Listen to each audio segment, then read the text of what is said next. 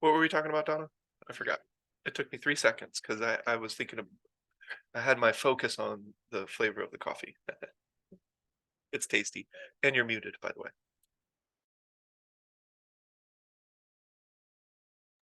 Still muted, Donna. I would love to know what you're saying. I can only. We were talking about the Igong book being done and released, and you said you really want to release everything Oh, I'm back. together. Okay, yeah. Maybe you would release a PDF. That's what you focused on. I think right towards the end, though. That's what I focused on, yes.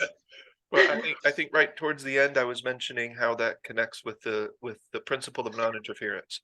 Well, you said a lot of people are ready to start the practice. However, um, the first two parts people want to do right away, and establishing connection is very important, but maintaining it is really the juice of the whole thing. Yeah, because that's See, I listen. there you go. Yeah, you got it. But that is the reason that that's so important is because that's, well, at least for today's discussion, because the redirection technique is one of the primary mechanisms of non-interference. And we could talk about that. Why is that though, do you think? Why is the redirection technique going back? And I've been doing at least a few one-on-ones where I'm actually delivering Egong now. So I'm seeing how well it actually delivers to people, and it's really, really beneficial. Um, but what do you think? How does the redirection technique relate to non-interference? What do you think? Well, the more often you use the redirection technique, you are maintaining points of attention. The more often you do that, the more you can derive a feeling from it.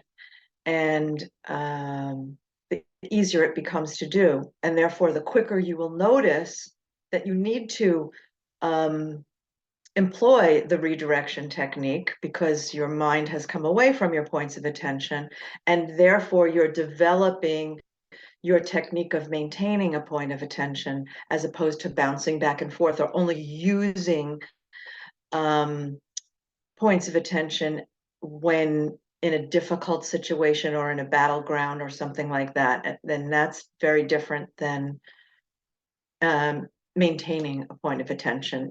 It has different derivatives. And how does that relate to the principle or theory of non-interference? Because to redirect to points of attention in the moment happening now and to maintain them um, takes all emphasis away from trying to control your atmosphere, trying to control your circumstances. Inherent in that is an acceptance of what is because um, you are in the present moment now. And you're also cleansing the lens of perception so that you can see that interference is usually of the mind and it gets in the way of what you're trying to achieve. There it is. Yeah. So the redirection technique, and this is what I stress in Egong, that when I say redirection, I just mean redirection back to the practice. I don't mean redirection to our head in the sand. I don't mean, redirection to ignore problems. I don't mean redirection to try to change an emotion from one extreme to another extreme. The redirection technique is just so that we can maintain points of attention. We redirect back to the practice rather than those streams of thought, which are typically running with a immeasurable amount of continuity. The streams of thought become the rivers of thought. Let's look at this. But yes, Donna, that was right. Um, that was right. In the context of Egong, that was a perfectly accurate answer. Yeah. I get it. Okay. So first of all, I'll kind of show what I mean by interference. And then this little drawing should definitely be familiar because I've been using this one for years. And it's very rudimentary, honestly. Like it's as basic as you can imagine. It's a pipe with some lines, I guess, usually representing like a fluid. That's how we came up with the term laminar flow. Laminar, laminar. I don't know. It's flow. Laminar. Laminar. Yeah. Laminar. Like lamb, laminar. Laminar. And you muted yourself again, Donna. I see you talking. Laminar as a Lam well-speaking person, lamina as like a Brooklyn-speaking person. I'm okay with that. Okay, so the reason that we use that term laminar flow is because that's something that happens in water when there's almost no friction and the water looks as if it is frozen. It doesn't look like it's flowing, even though it is. So if you put your hand in it, you would disrupt that flow and you would be able to see the water running around your hand. There's a building in Chicago and they have a staircase, and the staircase has like water fountains, and the water fountains are designed in such a way that there's an aspect of it that looks like glass, but it's not, it's running water. Now the idea, so here's the theoretical part. And the reason that it's theoretical is because if you spend enough time investigating this, you see some of these principles in nature, you see some of these principles around you. And typically in Qigong, when we do talk about theory, we're talking about empirically evident theory. Some of it will definitely have a little bit of research background, potentially, but then again, some of it won't, because what we're doing isn't the way that psychology looks at the mind. Psychology is very Western in terms of the way that it looks at like medicine and really everything. The Western mind is very they have just this causal link. It's just this causes this, and that's the end of it. They don't really look at this underlining system of balance and how do the wolves influence the rivers, how the heck does that happen? How does different events like forest fires and things like that completely change, alter, and determine ecosystems for the next 200 or 300 years? It's because it's all connected, man. It's all one. Well, that's actually an accurate statement, and we need to proceed as if. So many times in the world that we hear these statements that are actually pretty reasonable. They're usually terms being used to separate people from their finances. But sometimes they're also used, people are just exploring their consciousness and just sharing their ideas, and that's good too. But it's popular. We're all one. Well, as per our discussion yesterday or last week, I agree with that, but we need to proceed as if. It's as if we've realized something. We're all one, and let's just proceed as if we're all individual and at war with one another and in constant conflict. How's that sound? It sounds insane, because it is. So I would surmise that we are born uncomfortable. I don't think the birthing process is comfortable for pretty much anybody. I don't think the doctor is completely comfortable most of the time. The doctor for Shayna didn't look completely comfortable. Shayna was by far not comfortable. I was uncomfortable, and the baby came out crying, which is a good thing. You want the baby to cry, but the baby was very uncomfortable. However, if we watch children before a certain age, we can typically see that they are that laminar flow. They're very connected to their environment.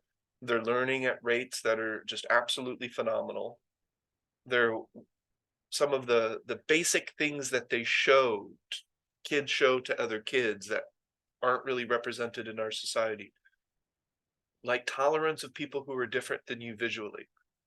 Most kids don't care. They haven't learned that this is a thing of separation. They have no idea, so they don't know. They just proceed as if we're all connected. So that's the thing that I notice about children, and that's my favorite, at least it's my new favorite way of describing kids, is they proceed as if, right? They proceed as if they're connected to everything. They proceed as if there's no conflict in the universe, and they're just there to learn and play and have fun. And what is this? What is this? Why does this do this? Curiosity. It's the mind wanting to do its thing. So what I really like about Donna's answer is she got straight to the root, which is thinking. But in our life, typically around like age 2, You know, by age 2, we have already begun to disrupt this flow of energy. And so what I'm going to share and the way that I talk about it, it's with an earnest flavor. And what I mean by that is it's also with a traditional Chinese medicine flavor, because I really like how that particular, and it's not the only one, you know, there are other types of, um, I don't even like the word alternative, but there are many different types of ways to look at medicine, to look at the body, to look at health. And traditional Chinese medicine is one that's very holistic. It's very, and when I say holistic, it's looking at a variety of different things all working together. One of my favorite things about traditional Chinese medicine is if Donna hurt her thumb in the window, I wouldn't treat her thumb that was hurt in the window. I would still treat her as a person. It would be relative to the body she bring that day, the energy she bring that day, and of course the thumb trauma that she brought that day. But it's not just the thumb trauma.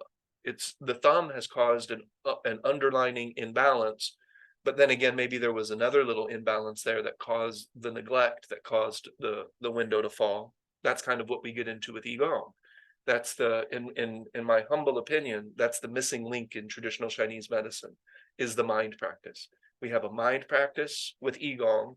We have a body practice with Qigong. And depends on how you look at it. We have a mind, body, energy practice with Tai Chi and Qigong, just depending on how you do them. They can be a combination of both. And then we have other types of medicinal approaches if somebody has their imbalances gained a little momentum. And then we have things like acupuncture, moxibustion, cupping, other types of physical therapies to help reverse engineer the process to get it moving back in the other direction. Does that all make sense? Qigong, however, focuses on the root. In my opinion, it is the fundamental root of the issue. Remember this example that we talked about? The child misses their mother. The child missing their mother displaces that laminar flow. It displaces the flow of energy and our connection to everything around us. And then the child gets a stomach ache. Western medicine would say, here, take something for your stomach ache. Does that make sense? If that child grows up and continues to interact with their cognition that way, they will continue to create emotion, and that emotion will have physical derivatives. Their posture will change, their glow, their energy will begin to change. The way that everything is flowing is all starting to slow down. It's getting muddy. It's not moving very well. Sicknesses will come up, cancers will come up, deformations and different sorts of inflammation and things like that will come up. But still, if we trace it back, if we go backwards to the very beginning, where did all of this start? As Donna literally pointed out, she pointed at the head. It all begins in the mind, the way that we interact with our own psychology. So we'll talk about that a little bit. All this make sense so far?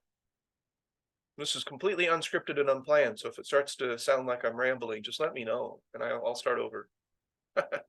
Because it makes sense in my head, but I don't know. Perception of the hawk.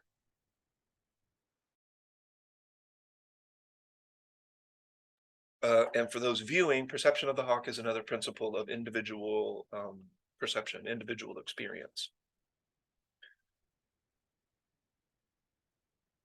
And Shayna, if you're listening, I would love another cup of coffee, if you can. We woke up a little late, so that was my first sip was in class. Okay, so we can look at this flow on this picture. We can look at it very literally, but we can also look at that energy figuratively as well. So we can talk about it in a variety of different ways, but there is a way to look at it literally. And although there are no real words for this in English, there are not a lot of Western experiments or data that really supports the existence of qi.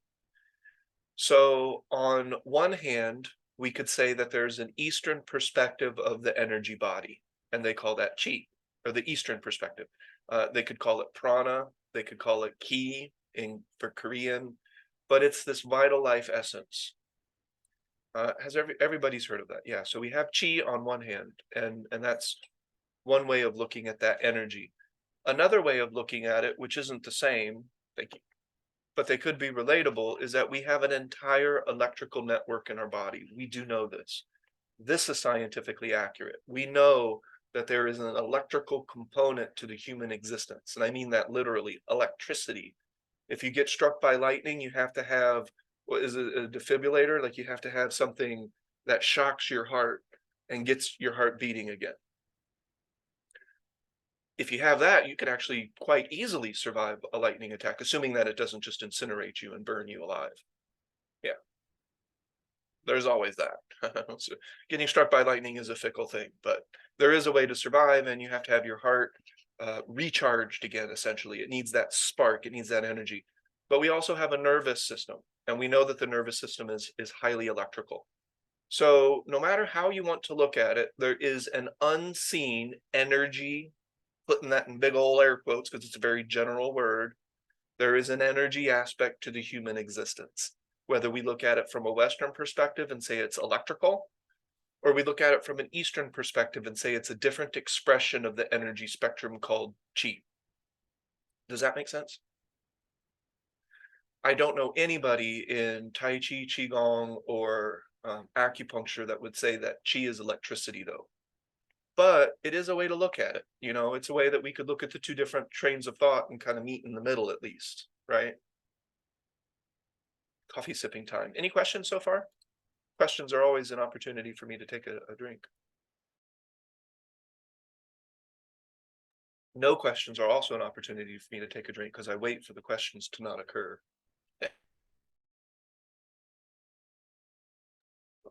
Okay, so non-interference. It's, I was actually I considered this the other day, that I really just don't think the term non-interference is even a good term, really, because you can't not do something. But I don't have a better phrase or a better word or anything to describe it. And we've been using it this way for so long anyway, we're just going to kind of go with it. And then I'll explain what I mean. But Kind of like no force. it is like no force. I don't really use that as much anymore, especially when I talk about Tai Chi. Because and really it's just because of the way that people use the word, just like the way that people use the word resistance. I can't use the word the way that I want to unless we establish the understanding in advance, because the other person's mind will associate it to what I'm not talking about. And then we're not really communicating very well at that point. But if we can agree beforehand that this is what I mean by resistance, then we can make a basis of communication, at least. Whether we agree on the terms or not, at least we know what the hell we're talking about. And that's awesome for communication purposes. So we're born into this type of flow, for lack of a better word. The flow of our energy is very smooth. It's not necessarily perfect. I don't know what that means outside of humans have to define perfection. Otherwise, it's a completely meaningless word. So, because it has no contextual opposite. So sometimes human beings will take their perception and create contextual opposites that don't exist, such as the word stillness. I'll let you ruminate on that one. Stillness does not exist.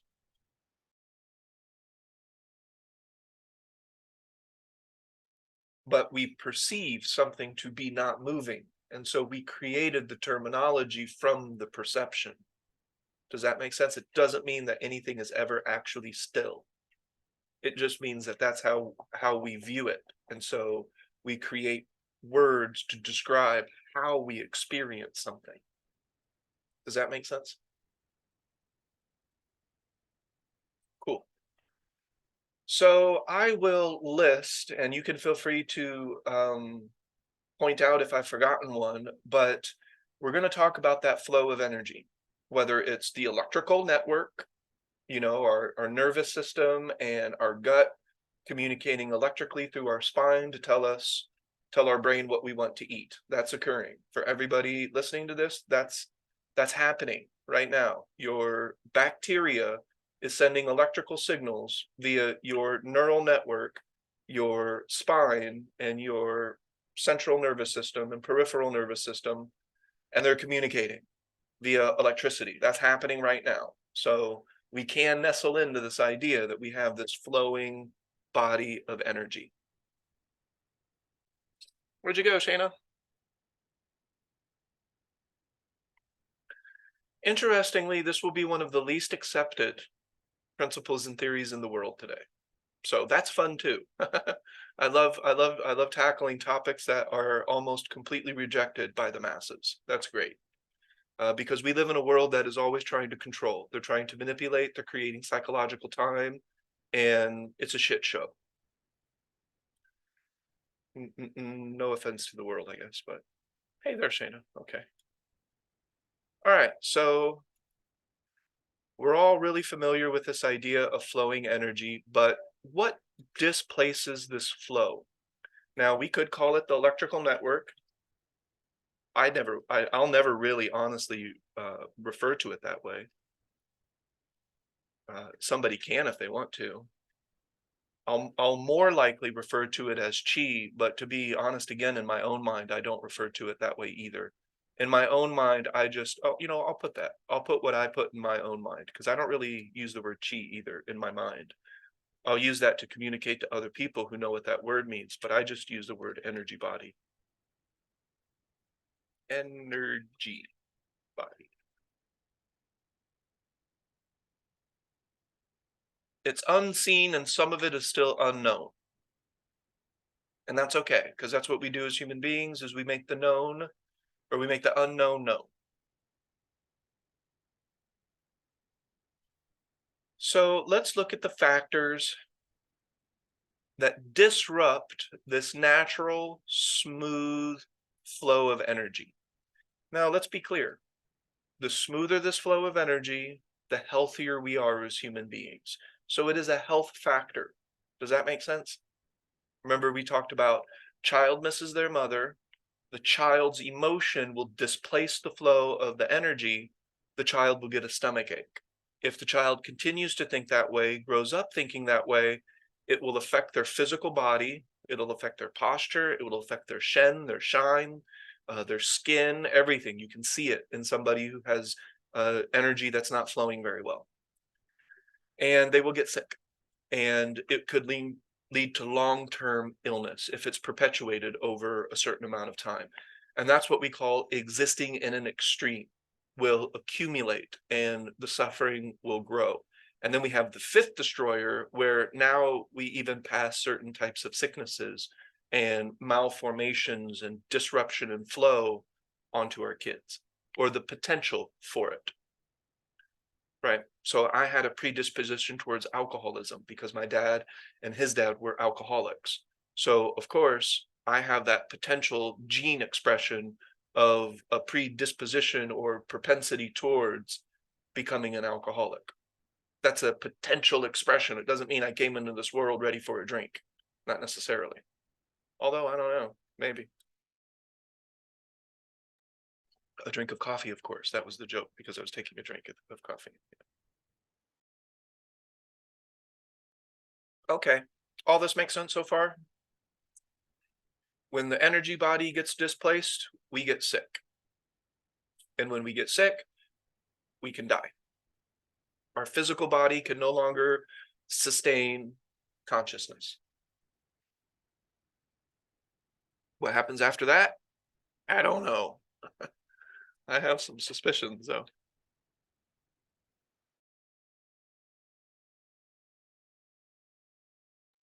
All right, so let's start with some of the factors, and we're going to leave the best for last, okay?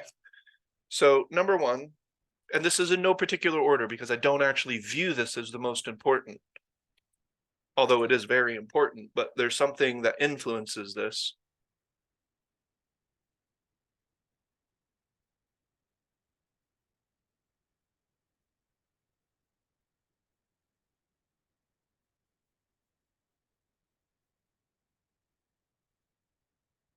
And as I continue as I really get into the doctorate program, you'll see even more relationship between this and traditional Chinese medicine.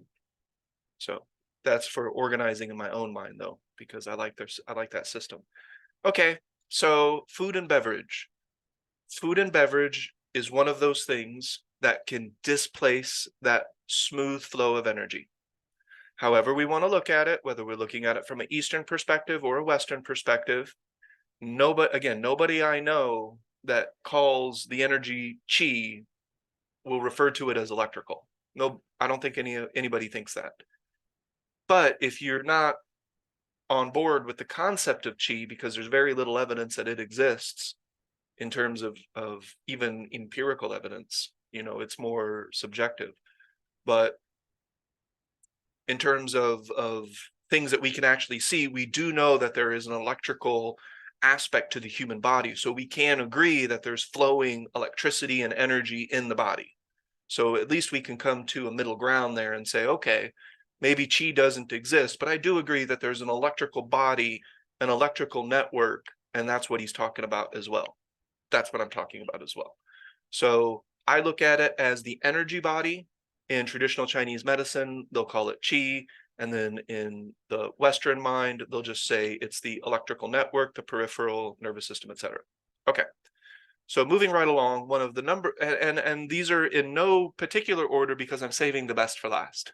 I'm saving the one that influences all of those other factors, but then also is the one that is the focus point of the Qigong practice, which is the mind intention exercise, the mind intention practice. So one of the first things that I'll mention is that what we take into our bodies will either support the flow in our body or it will impede the flow of our body. And I actually mean that beyond energy as well. I mean fluids as well, lymphatic, blood, all of these different things going on in our body. Because again, when we talk about stillness, there's no such thing. There's nothing in the universe that isn't moving, as far as we can tell. That includes your body. If you were able to see it in a certain way, which of course we can't, maybe you could see everything moving.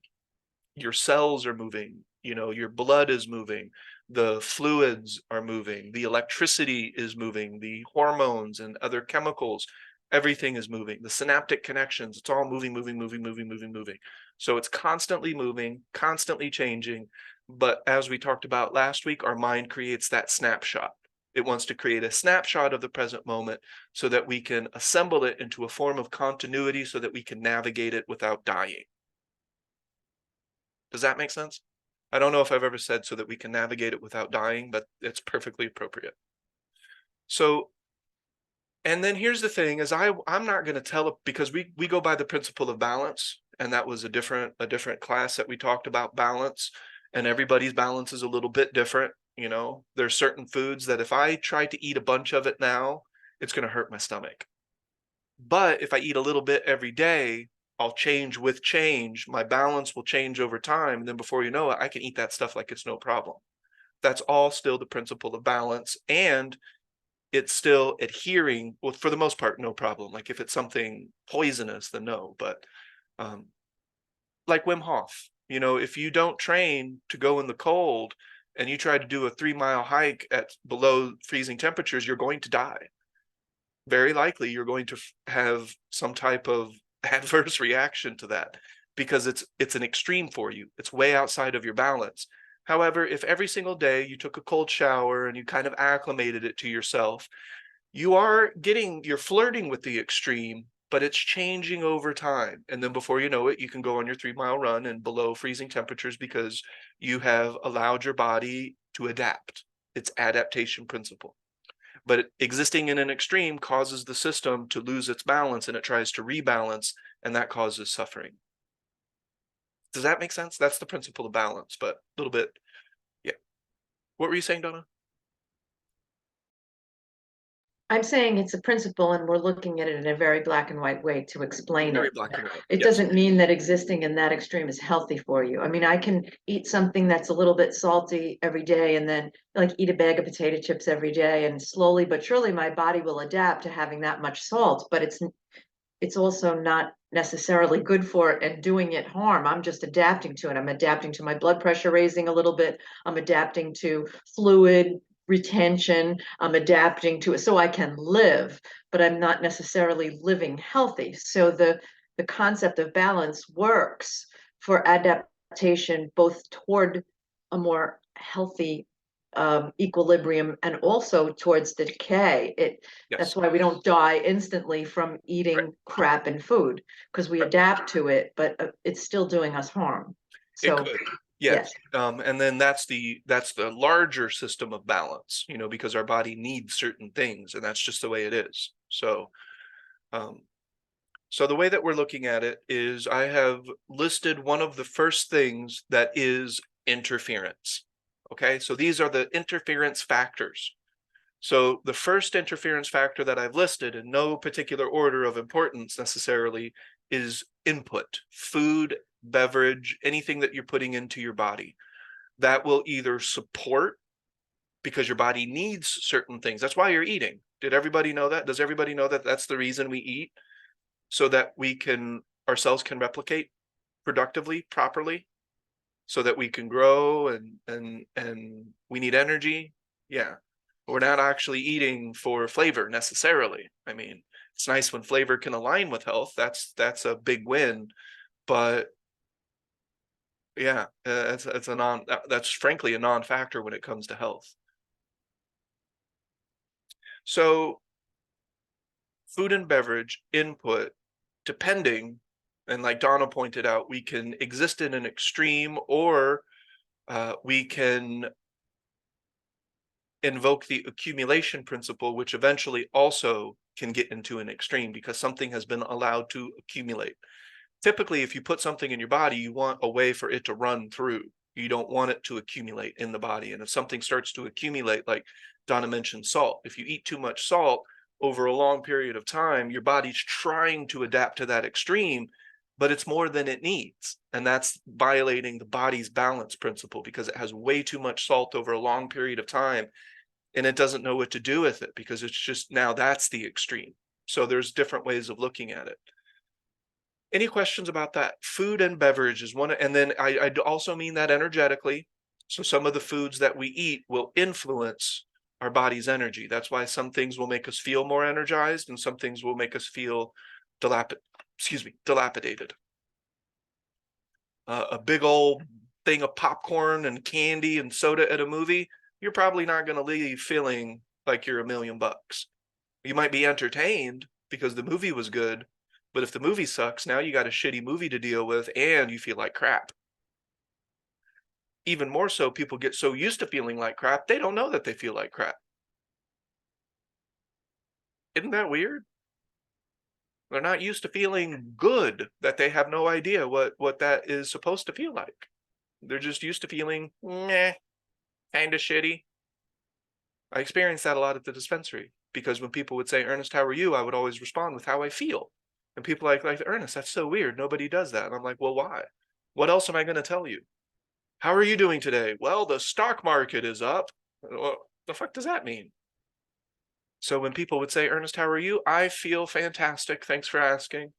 And then they would reflect on that. And then sometimes people would tell me that they don't normally feel fantastic. They feel meh. I was able to get out of bed today and roll myself to the dispensary. And that is displacing that flow of energy. And that displacement will lead to sickness and even potentially, if untreated or unaddressed, long-term illness and potentially death. So this is a serious topic, everybody. It could lead to death. All right, so we'll get into another one. And this one is probably less popular, especially in a world that doesn't really value this that much until shit's going wrong. And then it's like, oh, by the way, pay attention to this. And that's another one that we can look at children, and we can see that children just naturally seem to have impeccable posture. If you're trying to improve your posture, it's actually a little bit annoying when you see a 2-year-old or a 3-year-old just sitting there with impeccable sitting form. And it's like, damn, that looks relaxing. And touch that baby's back. Touch that child's back that's sitting in that way, perfectly relaxed. All the muscles in the back are soft. They're just sitting that way naturally. So our posture will displace that smooth, natural flow of the energy body, whether it's chi, whether it's the electrical network. However you want to talk about it, it will displace it. Posture is how you're standing, how you're sitting, how you're walking. How does your physical body exist? And because that's so important, I have incorporated in the Qigong system the posture of basic alignment. Well, I'll give recommendations on ways to improve posture over time. I have to include that because it's not a quick fix. Any questions about those first two? So the things that we're putting into our body will either support the flow or it will disrupt the flow. It may be subtly doing one or the other, and to some extent that's okay. You know, a cupcake can subtly displace me, but if it's just one cupcake a week or whatever, and I just have one sweet, I didn't get outside of my circle really. So I'm okay. I can just exist inside of that circle, a little bit back and forth. I'm all good. And then, of course, our posture, the way we're sitting, physically will start to interrupt the way that the energy flows in the body. If your chest is concaved, the golden line is disrupted, the energy can't flow, and eventually it could lead to a type of discomfort. That discomfort, if sustained, could lead to a long-term physical illness. Does that make sense?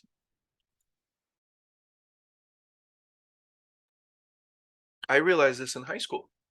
I couldn't understand why sitting the way that people were sitting was more cool than sitting another way.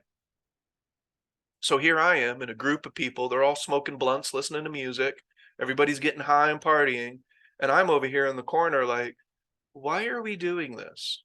Can anybody explain why we're sitting this way, talking this way, acting this way? It just doesn't make any sense. I didn't have any answers at that time though. All I saw was the anomaly. It just didn't make sense. It didn't add up to me.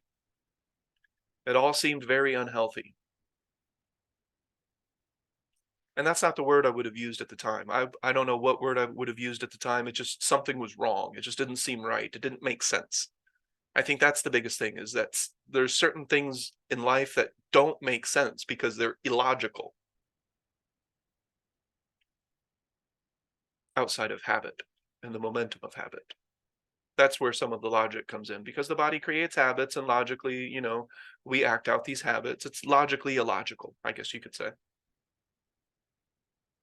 You're going to add something there, Donna? Feel free. That gives me a sip break. It might not be illogical to do that thing that you were doing, but the amount that you do it, that you always do it, it's not There you go. intentional. It's not, it doesn't have, it felt, you recognize there was an extreme. Yes. That's what you recognize, that this is just, we do this so much, and what's the benefit of doing this all the time? It Yes. wasn't anything inherently bad, like the cupcake. If Like you the were eating cupcakes all the time, you would be like, why are we having cupcakes for dinner? It's, Mhm. I don't feel good. Yeah, Yeah. it doesn't feel good. Yeah. Well, if we were getting together and doing black tar heroin, that could be a different story now, couldn't it? Because I'm not so sure that that is something that we should ever do. But, you know, when in Rome, a little black tar heroin. I'm just kidding. I do not support nor condone nor recommend black tar heroin. For anybody watching, I don't want any liability issues. Apparently, that's right. Lisa's running a little bit late, and actually, she's the only one on time. We're all running a little bit early. All right, so we have, and now we're good. Eventually, after I list, so I'll just foreshadow my intention. After I list all these factors, I'm going to talk about the number one thing in this topic, at least, that the world doesn't know. They don't agree with, they don't look at it this way. It's not really Western, it's not really Eastern, it's just not really being looked at this way. It is an integral part of the Qigong system, the way that I live my life, the way that I have seen others, at least Thich Nhat Hanh and others, live their lives. And then, of course, principles and everything behind it. All right, so we have two factors so far. How about breathe? I just told you. I was going to say, how about number three? And I just told you what it was on accident. But number three, breath. And in traditional Chinese medicine, there is a process occurring with qi. And I'm not going to get into it right now. I'm not going to get into the Sanjiao and the triple burner and the different things occurring with qi, but I don't, this is an earnest thing, and I'm interjecting this into traditional Chinese medicine, but I don't think it's just the quality of air that we're talking about. I think it's the quality of the breathing. So I think that's also a factor. How are we breathing? Is the breath effortless? Is it using the least amount of muscular tension to perform the breath? Is it deep? Is it long? Is it profound? Excuse me.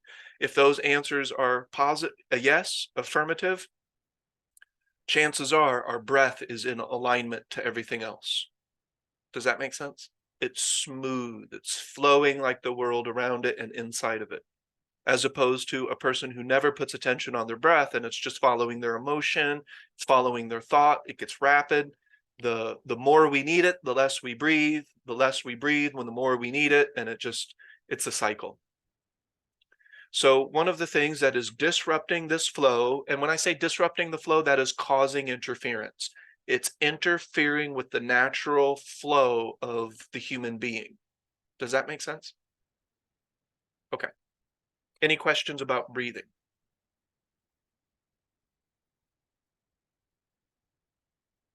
In the Qigong system, I will make plenty of breathing recommendations from basic alignment to hydrostasy.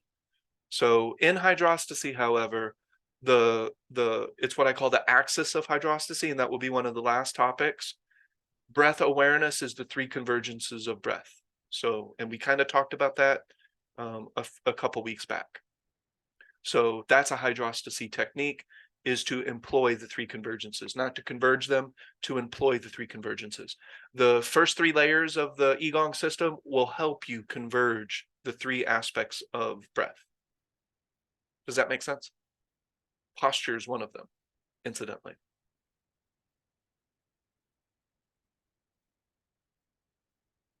Okay. When I talk about breath, I'll just interject this real quick. I think that there can be techniques that are breath work. And I guess all of it could be looked at as a type of work. But typically with breath work, you're doing very deliberate types of breathing to yield a very deliberate type of result. The convergences of breath, however, is a little bit different because it is the least amount of accessory muscle. When you go into that yoga studio and they tell you to take that deep abdomen breath from your belly, breathe like a baby, or whatever they want to tell you, you're using accessory muscles. You're using a lot of accessory muscles. And that can still create a relaxation response, which is kind of what they're hoping for. They're hoping that the way that you breathe, specifically on the exhale, will cause a relaxation response for the person. They can say, see, don't you notice how relaxed you are now that you've taken that deep inhale? And that's fine. That's a breathing technique. However, follow that yogi out of the class for about 3 hours and you'll notice that they are not doing the breathing that they just recommended to you.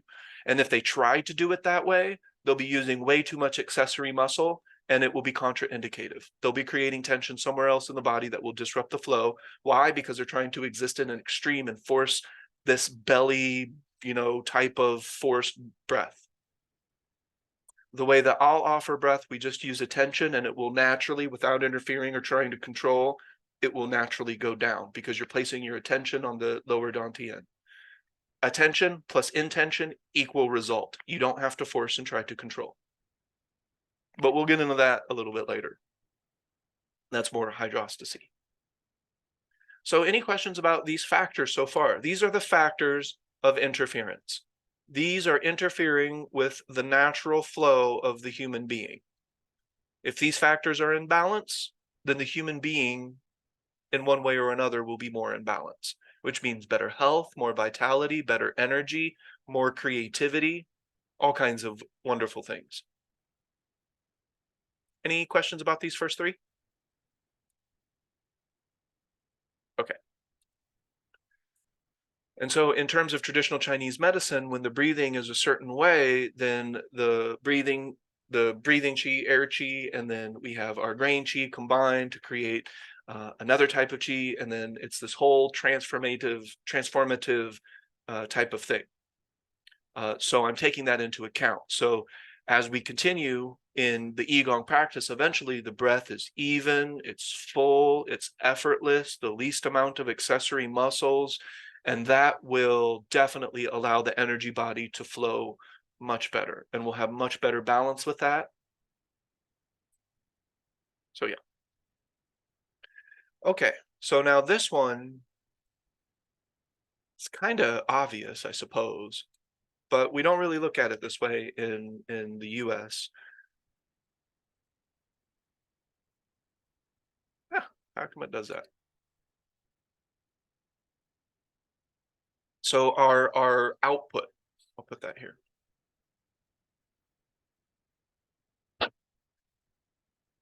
Our behavior.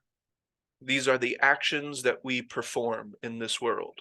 So everything that we do, everything that we say, these are forms of behavioral output. Does that make sense? How you're behaving could displace that flow of energy. And I mean, I could literally give you the next 3 hours worth of examples of how your behavior can affect your flow of energy. But are there any questions? Do I need to launch into that? Sexual behavior, entertainment behavior, especially behavior in the context of last week's topic with the 4 destroyers. When our destroyers are being, or when our behavior is being led by those 4 destroyers, you can almost bet all the money in your life savings it is disrupting your flow of energy.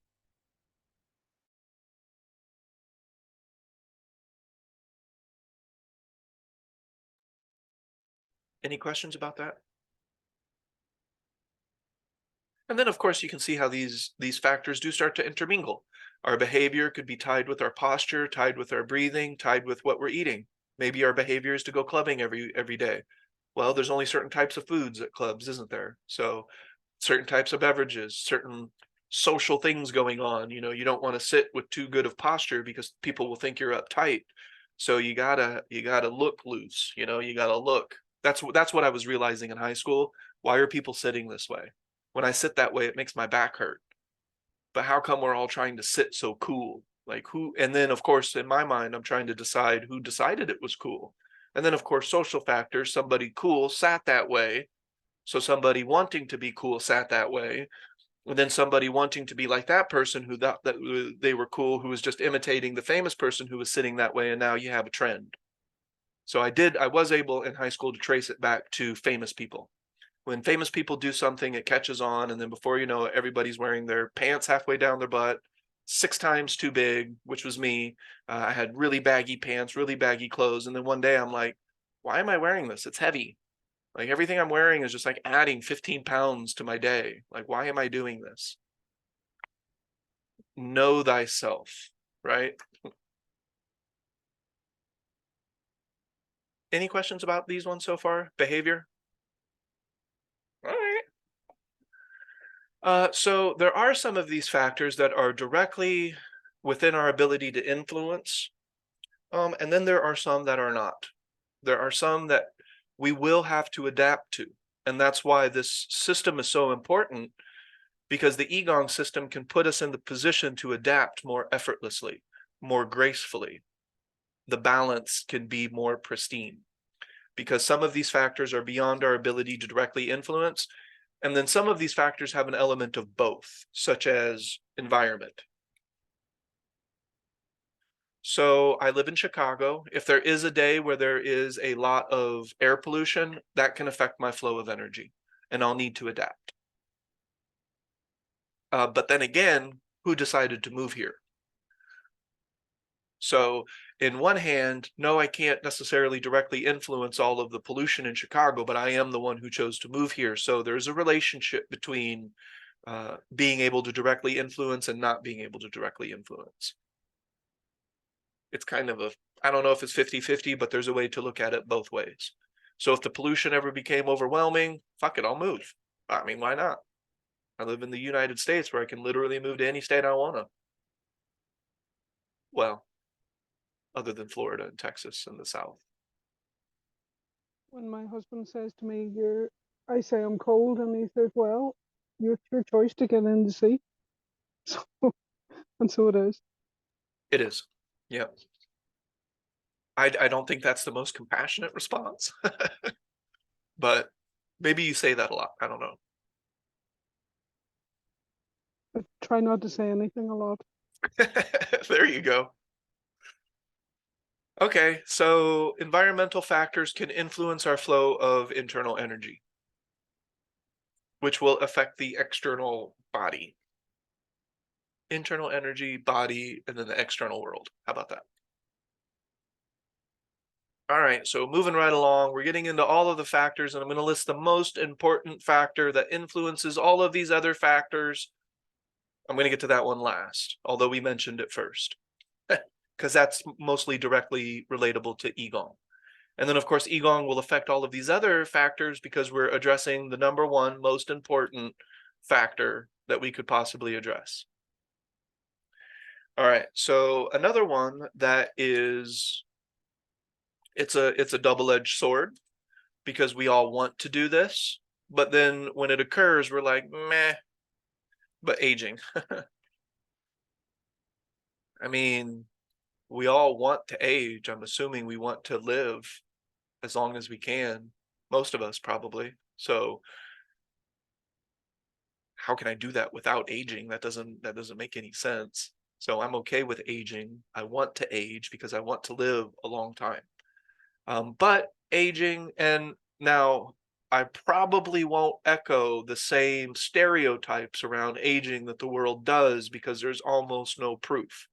So there's certain things that people say that they say is associated directly to age, and there's no proof that there's a direct causal link between age and whatever they're saying.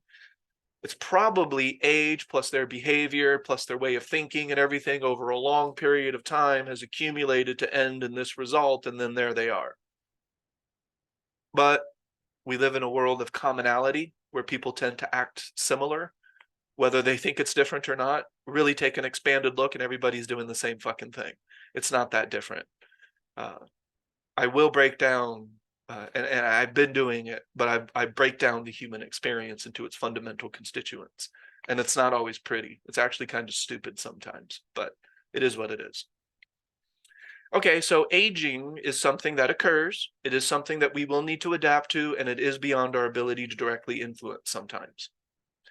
When it happens, we need to adapt. It could be because of those predispositions and things like that, and that's actually the next factor. And I'll just throw these all into one. And remember, things like heredity, these are just potentials of expression. They're not usually a guarantee of expression. And anything that is heredity, there we go. And then that is DNA, things being passed down. We do need to adapt to these things, and that's fine. I had a predisposition towards alcohol, so my adaptation is to not drink that much alcohol. Pretty simple. I oversimplified that, but yes. And there will be some things where it's just like, hey, you know, this was passed down to me. There's nothing I could do. You know, I was born this way. You can even be born with certain types of dysfunction in the body that is directly passed down to the child. We know that. So that was beyond your ability to directly influence, and it may be something that you need to learn and adapt to. Yes, Don. You were unmuted and then you muted as soon as you I started. think it's kind of irrelevant, but they don't really know how much of it is heredity and how much of it is environment. That's always a question. Because just watching over the years also, in addition to learning about the research, if you live in a house where mom got headaches and people had allergies and you grow up having headaches and allergies, it's just maybe the way that you've learned to internalize emotion around you. Like little kids saying, I have a headache is odd, you know, like, do they really have a headache or did they just hear that so much in their environment? How much of your environment was influenced by having people with alcohol issues around you? And therefore, what's the is there an accumulation factor there? Is there a learning factor there? Is there an environmental factor there? If you were adopted and raised in a different household, not knowing that you have this predisposition, would you still have the predisposition? Maybe, maybe not. They're not sure how much of those things are related, and it's hard to unravel it because there's so much enmeshment of all those factors going on at one time. Yeah, that makes sense. But yeah, that kind of fits into the like I mentioned, these factors play with one another. They kind of intermingle, and one affects the other. So but we do have to adapt to our heredity and to some extent. You know, maybe you're just born really short because your whole family's short. You didn't think that up. You are actually height deficient. So Yeah, it oversimplifies it to separate the factors, but you have to separate the factors to talk about the definition. So, yeah. you do. Yep. All right, so moving right along. Actually, I think that's all of them. That's all that I have written down. If one comes to your mind, let me know. But then here is the number one. And although I'm listing it as number 8, it is the most important factor. It is the focus of our Qigong practice, and it influences absolutely everything else but our cognition. Our cognition is the number one thing that will displace the flow of energy in the human body, and is the number one at the top of the charts for 10,000 years, has been our own human cognition. The way that we interact with our mind is the number one thing that is displacing the natural flow of our energy body, and which is responsible for our overall health and well-being. Does that make sense? And Qigong will help us address the cognition. The cognition, as Donna was pointing out, everything starts to link together at a certain point where all of these factors are influencing one another.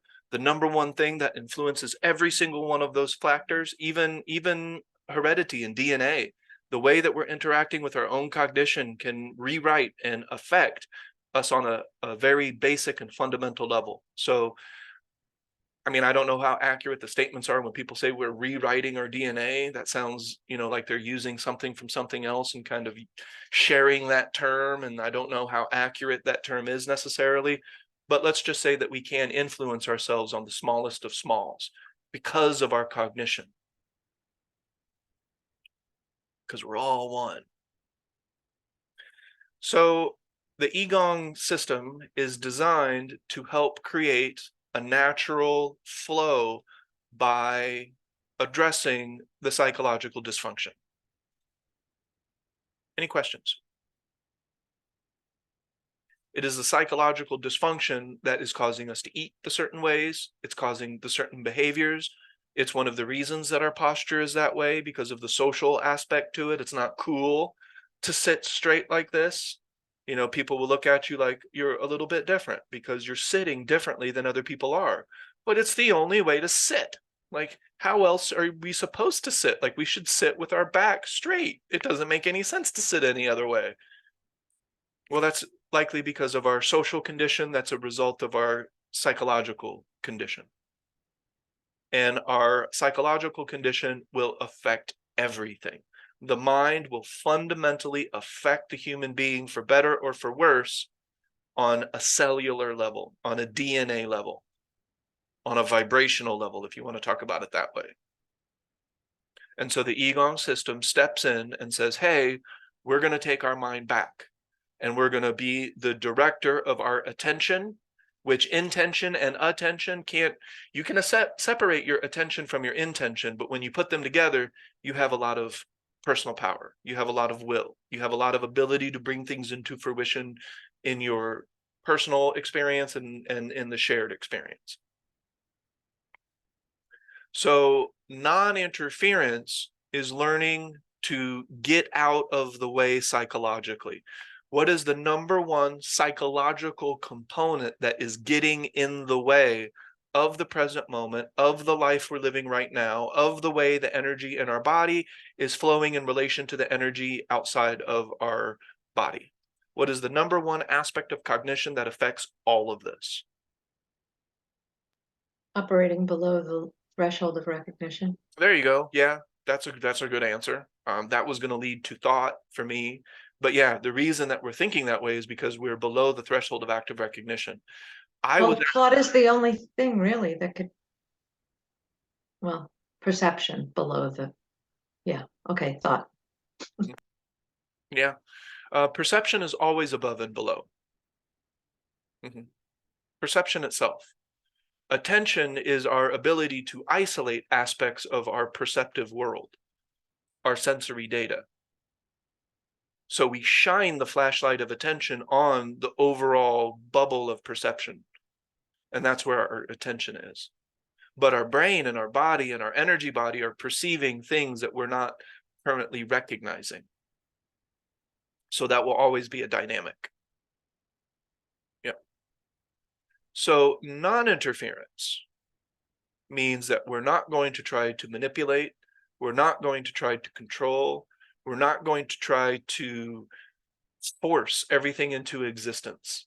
So for better health, get out of the way. Non-interference. Correct the mind and everything will start to correct itself. That's the primary theory behind non-interference, is that you don't have to try to fix everything. You don't have to try to manipulate everything. All these situations in your life, everything that's going on, look at how much that has a psychological component to it. Look at all of the psychology that you're adapting to and nothing really in your physical environment. It's all psychological. It's all in our mind. We're making it up. And we can unmake it up. Or do something else with our cognition. So the world today, let's use our example. The child has a thought about their mother because they miss their mother. That creates the emotion displaces the chi, the child gets a stomach ache. That's been our example. It's just a really simple example that we can get down with. Now, in the Western world, we just want to address the stomach. The child has a stomach ache, give them some Alka-Seltzer or, rub their belly or something like that. Let's address the stomach. Well, over time, in this example, the child continues to think this way. The emotion gets more disrupted and it's all over the place, and we have very strong emotions, and that will continue to displace the chi, and then the stomach ache will turn into a long-term physical illness. That's the example that we've been rolling with. Well, Western medicine will say, well, let's address that long-term physical illness on a 1-to-1 ratio. You've created digestive issues. Let's address those digestive issues with a medication, and we'll go from there. That's the Western way of looking at things. Now, the Eastern way of looking at things is that we have this underlining energy that we need to find a balance for.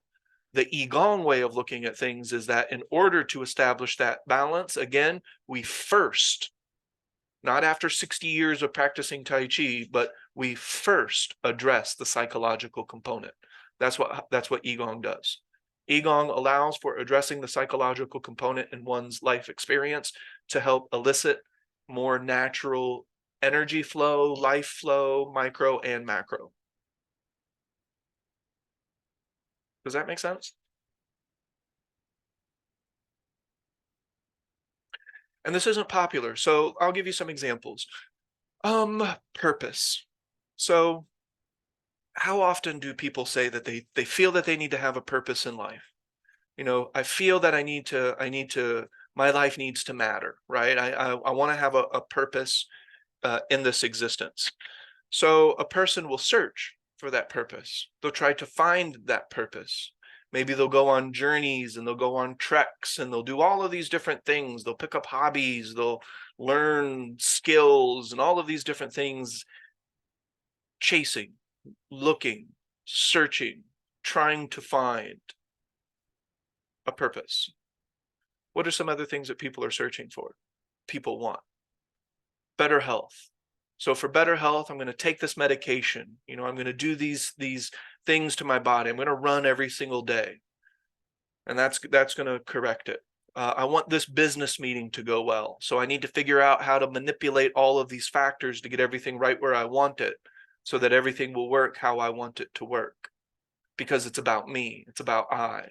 Things need to go the way that I want them to go because it's the way that I think that things should go. And if things don't go the way that I think they should go, I'm going to work my damnedest to make sure that everything is according to how I think things should go. And this is a form of dysfunction that the human species is perpetuating on a very large scale. It's constantly trying to address branches of the tree and not looking at the root. We want to address the tummy issue. We want to address the mom or something, I don't know. But we don't want to look at the psychology, at least not in the beginning. We'll look at that after 40 years of dysfunction has accumulated, and then we'll try to go back to go forward, and we'll do psychotherapy and all of that. That is also a dysfunctional dynamic. And by dysfunctional, it's not the most efficient. Tai Chi is a system of efficiency. The redirection technique is an efficiency technique. And the redirection technique is an act of non-resistance. It's not passivity and it's not force, but you're also not interfering with the flow of your own energy, and that redirection can become very natural to a certain extent, depending on the momentum of the psychological mess. So the Qigong system is very simple in terms of we use this practice to reduce the overall amount of thought, because it is the thinking aspect of one's cognition, and because it's below the threshold of active recognition, that it's causing the disruption, the interference. Thinking interferes with everything. It is the interference factor. Remember, thinking with words, you can only think about what you already know. The best you can do is organize so that you can deliver your thoughts. You cannot think about a subject that you know nothing about. So all you're doing when you're talking to yourself is telling yourself shit that you already know.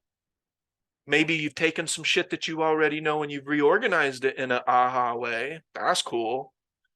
But beyond that, our thinking has a limited function, but yet we're using it for fucking everything. We think that thought is going to do everything for us in our life experience. And that is fundamentally dysfunctional because there are other aspects to cognition. The other aspects of cognition require presence, by the way. Otherwise, logic, reasoning, deduction, inference, humor, and these types of things, they have to be either thoughts or imagination to exist outside of the moment. Remember, this is what humans are doing. I've broken down the human experience so that you don't have to, so that you can just see it in perfect clarity. This is the bubble of perception. And what do I mean by the bubble of perception? You can only see so far. You can only hear so far. You can only expand visually so far. When I expand into the infinite, that's more conceptual. Like I'm not like feeling the stars in outer galaxies. I don't think. I don't know. Probably not though.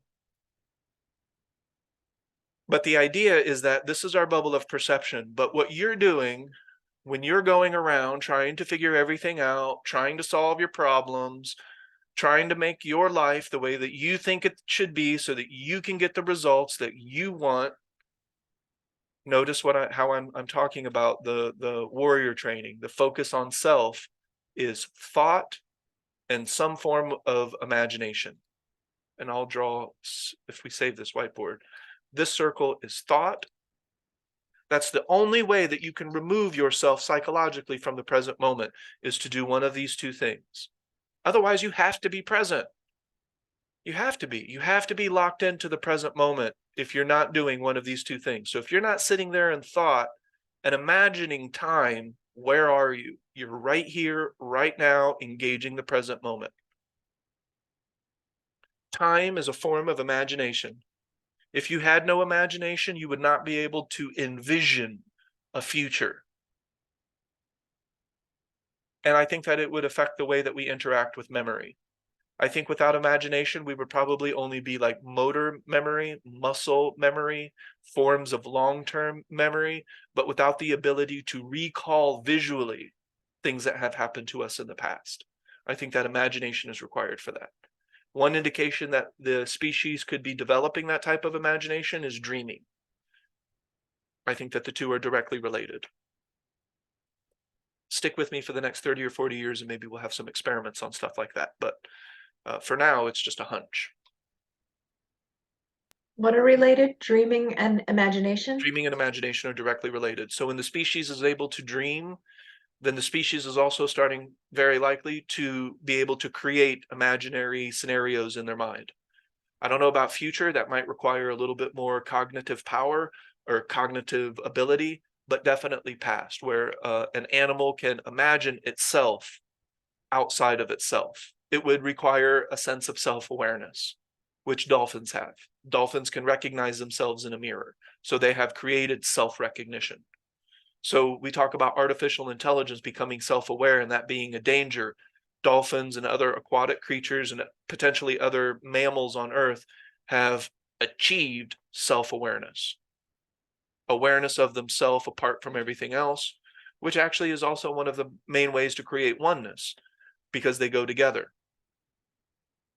You don't have one without the other. You have the individual experience and the combined experience. Put those two together and you have a third thing called awareness. Unless there's interference. Unless there's interference, right? And then that throws everything off. And then before you know it, you're spending your whole life thinking about dumb shit. You'll be 80 years old in a bed and you're like, I just spent the last 30 fucking years doing something that will not matter in the long run. Or maybe it will a little bit, but was it worth it? That company, that job, that adoration from other people, you wanting your life to be a certain way because your brain has a snapshot. It's made a still frame of how things should be. That is erroneous. We're on a timeline. Everything is moving on that timeline. Everything is changing. When I draw that circle that's supposed to represent balance, that's a moving circle, transporting. I don't know. It's moving along that infinite line. It's not still. It's not stagnant. All this making sense. So when we look at interference, guess what the number one and number two forms of interference in the human experience are? Thought and imagination. And I do not mean deliberate, intentional, above the threshold of active recognition, thought, or imagination. I mean habitual, repetitive, not making us feel well, creating psychological time, focusing on things that we think happened in the past, focusing on how things should be in the future, and that is interfering with your awareness of the present moment, which is where life is happening. So rather than paying attention to things that are happening, we're paying attention to things that we're creating inside of our own cognition, inside of our own skull. And so when I look at people, and this isn't a judgment, this is how I see it. I see an implosion effect where the mind is imploding on itself and it is becoming dumb, deaf, and blind to the world around it. It can't connect to it. It doesn't know what it feels like anymore to be connected to the world around us, that aliveness. A lot of people read that. They're like, we're all one, man. That makes sense.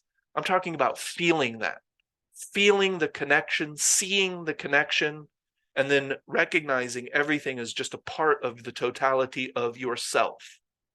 I do have a self, and it includes you. And it includes everything. That's the total self. So interference is occurring through two primary forms, one above all else, thought. Thought that includes the psychological time and the imagination. Those two start to work together and they become a very, very, very slippery, tricky devil. That's a weird word, devil, but you know what I mean. Does all this make sense?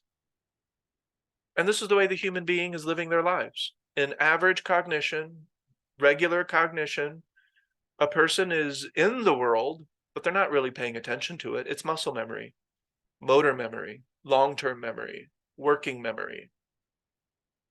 They don't use short-term memory anymore. That's called working memory.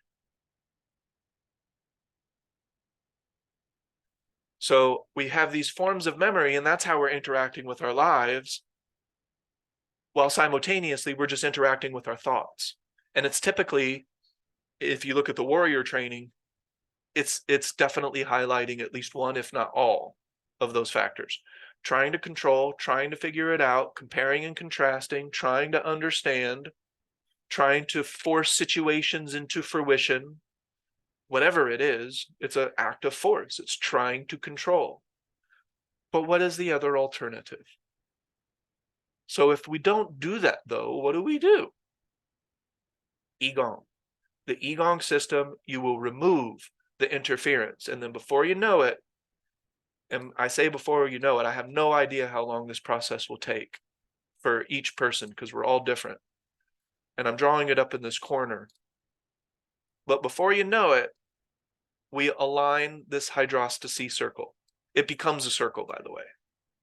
It doesn't look like a circle now because it's geometrical, or it's non-spherical until it becomes spherical, you could say.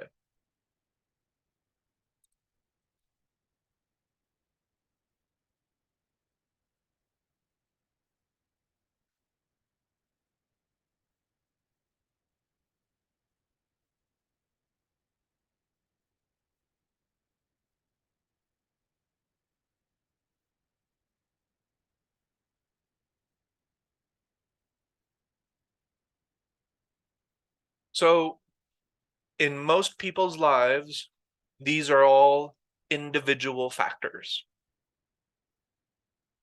You can have a desire, but have no intention of following through with that desire. You can have a desire and you can intend to do it at 3 o'clock, but then you don't actually do it. So there was no power of will. Does that sound familiar? Could you put it back up while you're saying it? Sure. I'm sorry. No, that's all right. You can have the desire, but not really intend. And so, of course, it won't come to fruition. But you can have the desire and intend to do it at 3 o'clock. And then when 3 o'clock comes around, you're like, man, I'd rather play video games. And then it didn't come into fruition. And so these three things are acting independently.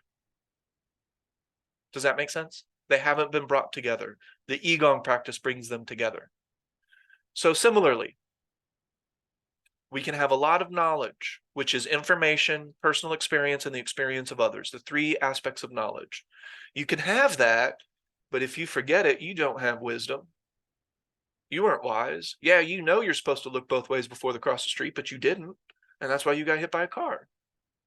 So next time, be more wise. Express your knowledge. So wisdom is an expression of knowledge, the way that I use the word, and they can exist independently. Intelligence is in the fabric of the cosmos. I don't use these words interchangeably. They are different words for different reasons, and I don't use them the same.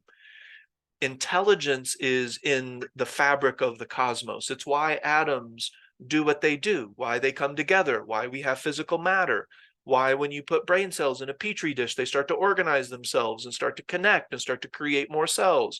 That is intelligence. And a human being has access to that when they're in a state of non-interference. Some people may want to call that the flow state.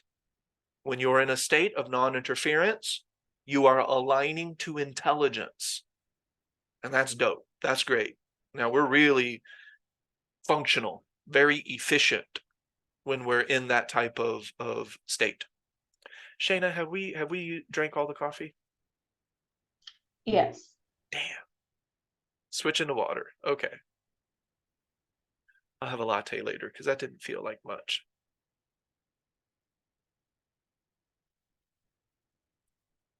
Now, what is really great is that the more that we practice Qigong, we create the circle around this shape. And that's when we bring them into harmony. And then if you notice, your desires are more intelligent. Your knowledge and will start to link. You can instantly start to express things. Your intention and wisdom. Actually, I think I had this the other way. Let me do this.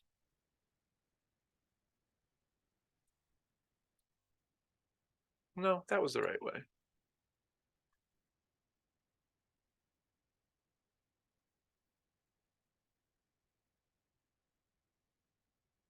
It really could be interchangeable. But your intention, oh, no. Oh, okay. No, those were correct. Sorry. Let me do that again. Ah. Intelligence.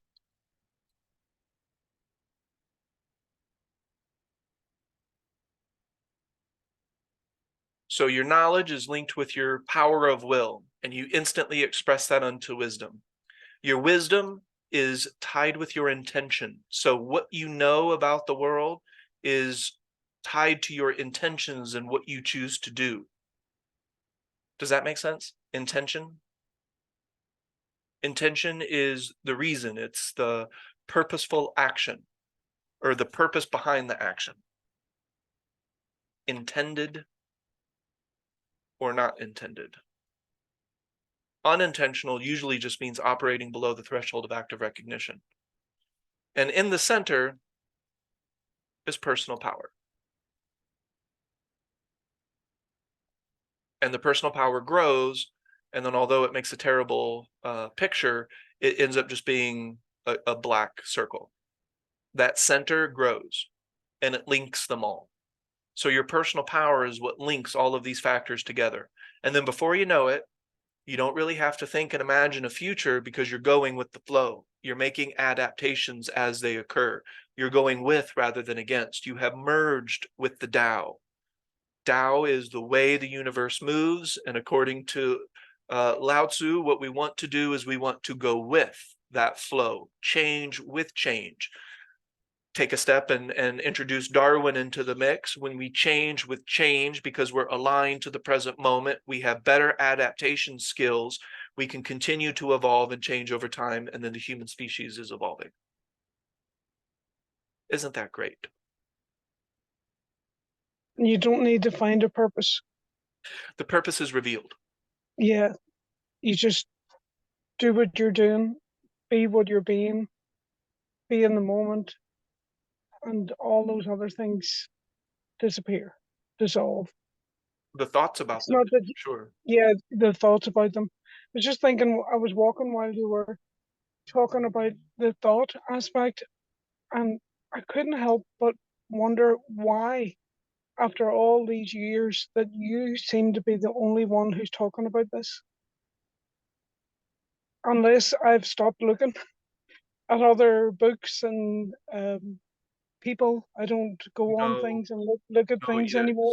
No, as far as I can tell, there are certain aspects that I don't hear this anywhere else. No, me neither. And we're getting into one of them. The And way it's that, cruel. I think it's cruel that children aren't taught this at school about your thoughts.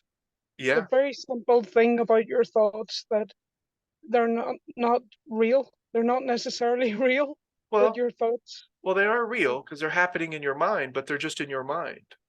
yeah, but they can be um, habitual Yes, negative thoughts they that can. are Not affecting true. the biology and the whole energy body of Right, that child right. for And the you can, rest of their lives if they don't interrupt it, if they mhm. don't find a way of interrupting it. And I think that's cruel. I think that's cruel. And then hopefully one day we won't create it. So we won't have to tell kids, you know, this is how you don't mess things up like we did. Because of I hope eventually that it's just something that it goes without saying. You know what I mean, Ida? Yes, I hope so. I really hope so, because I feel like I've been, not that I'm a victim or anything, but the cruelty of the not knowing, the been below that threshold Hmm. seems very unfair. It does. Yeah. But that's the fifth destroyer for you. So we can affect that destroyer by affecting the nemesis or our interaction with the nemesis, which means staying above the threshold of active recognition using the redirection technique of the rule of three as often as you can remember throughout the day, i.e. the Igong practice. Staying above the threshold of active recognition is a form of non-interference. That's why when I talk about the destroyers last week, we don't target them. We don't declare war on them. Habits.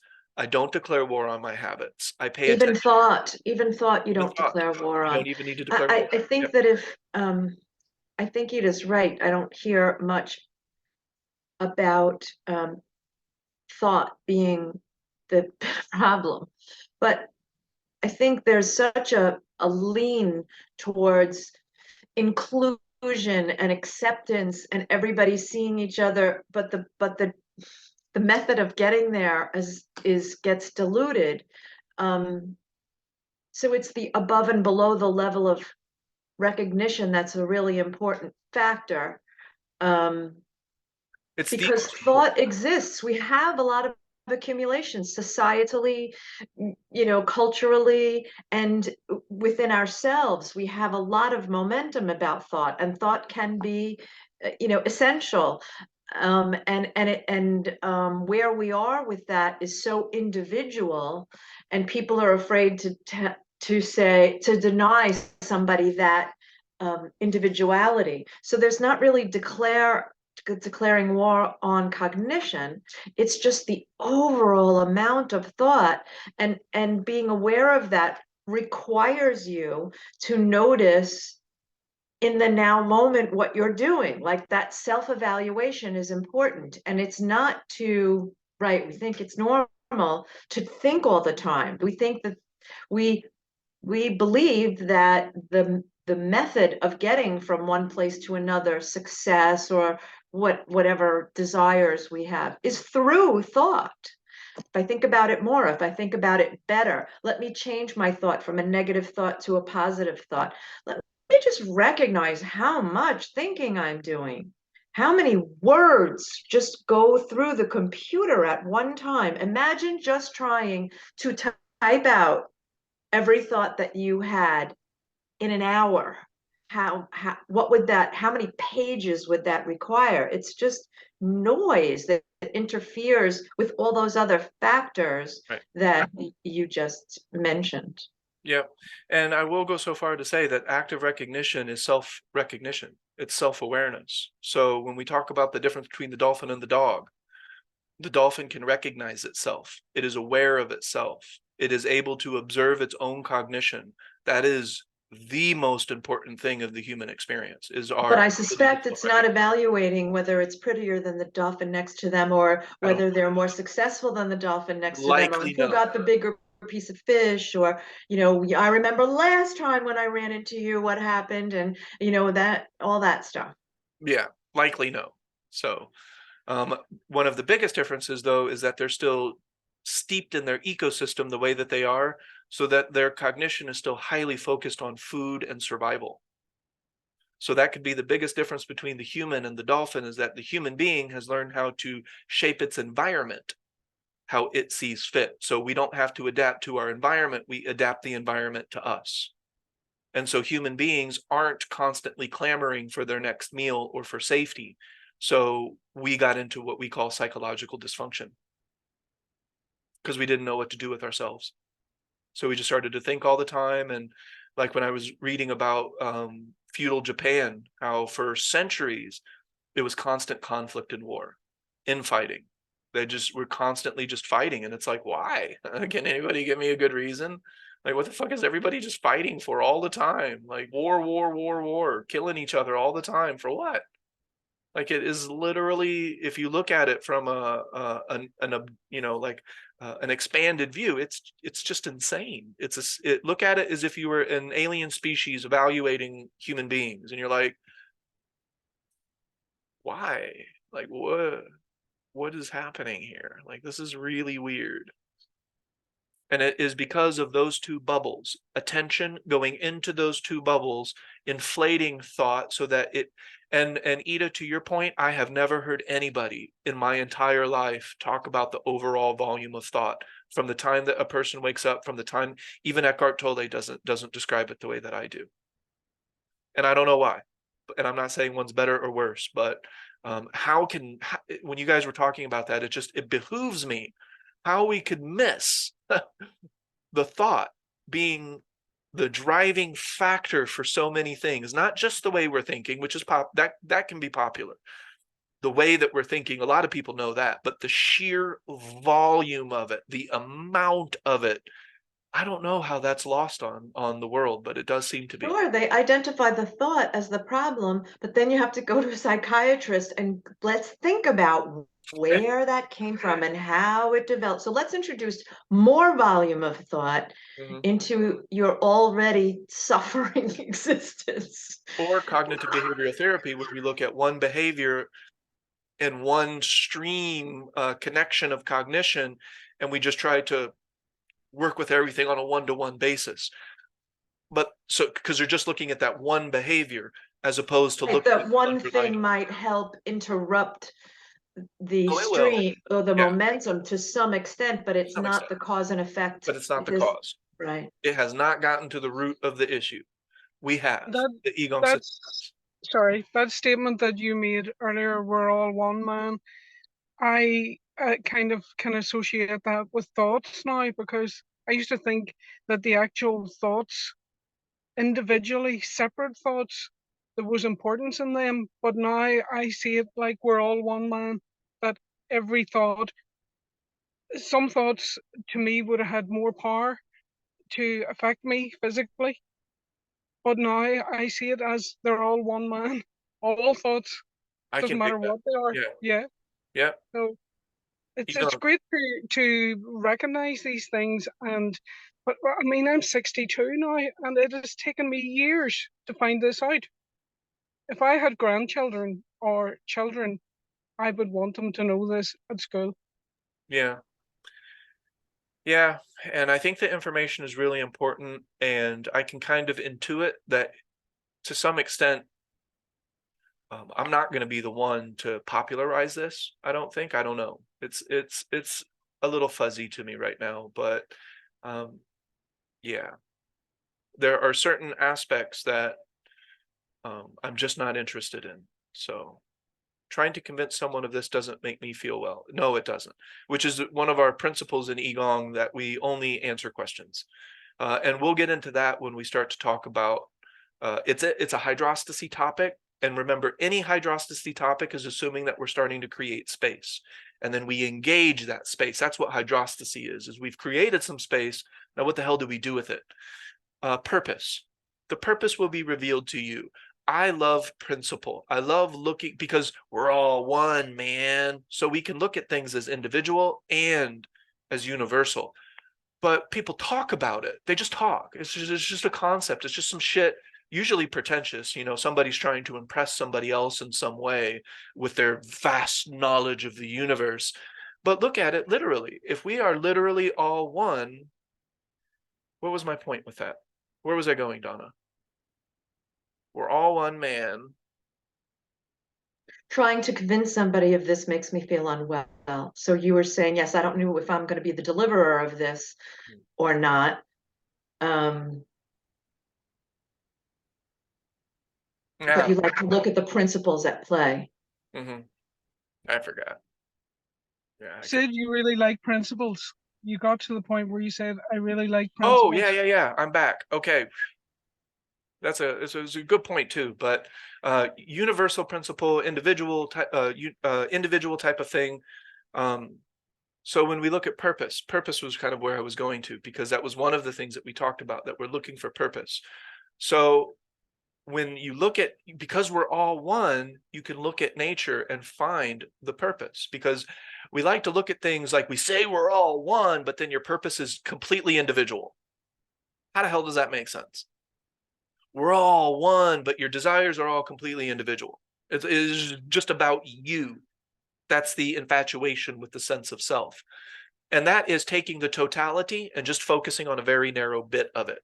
So the way that I dress is a part of my self-expression, but I don't narrow in on it so much that I would identify with it to a large extent. It's an aspect of the finite, but there is also an aspect to me that is infinite. So let's look at that infinite for a little bit, because I can't tell you about your individuality. The individuality comes from the infinite expression. This is kind of getting off topic just a little bit, but it's a groovy one. What is one of the things that every single thing in the universe is doing? That is our purpose. That's the same purpose, because it's happening for everything. That's a universal purpose. So if I say that my universal purpose is to make lots of money, and to be successful in my company and pass that down to my children for generational wealth.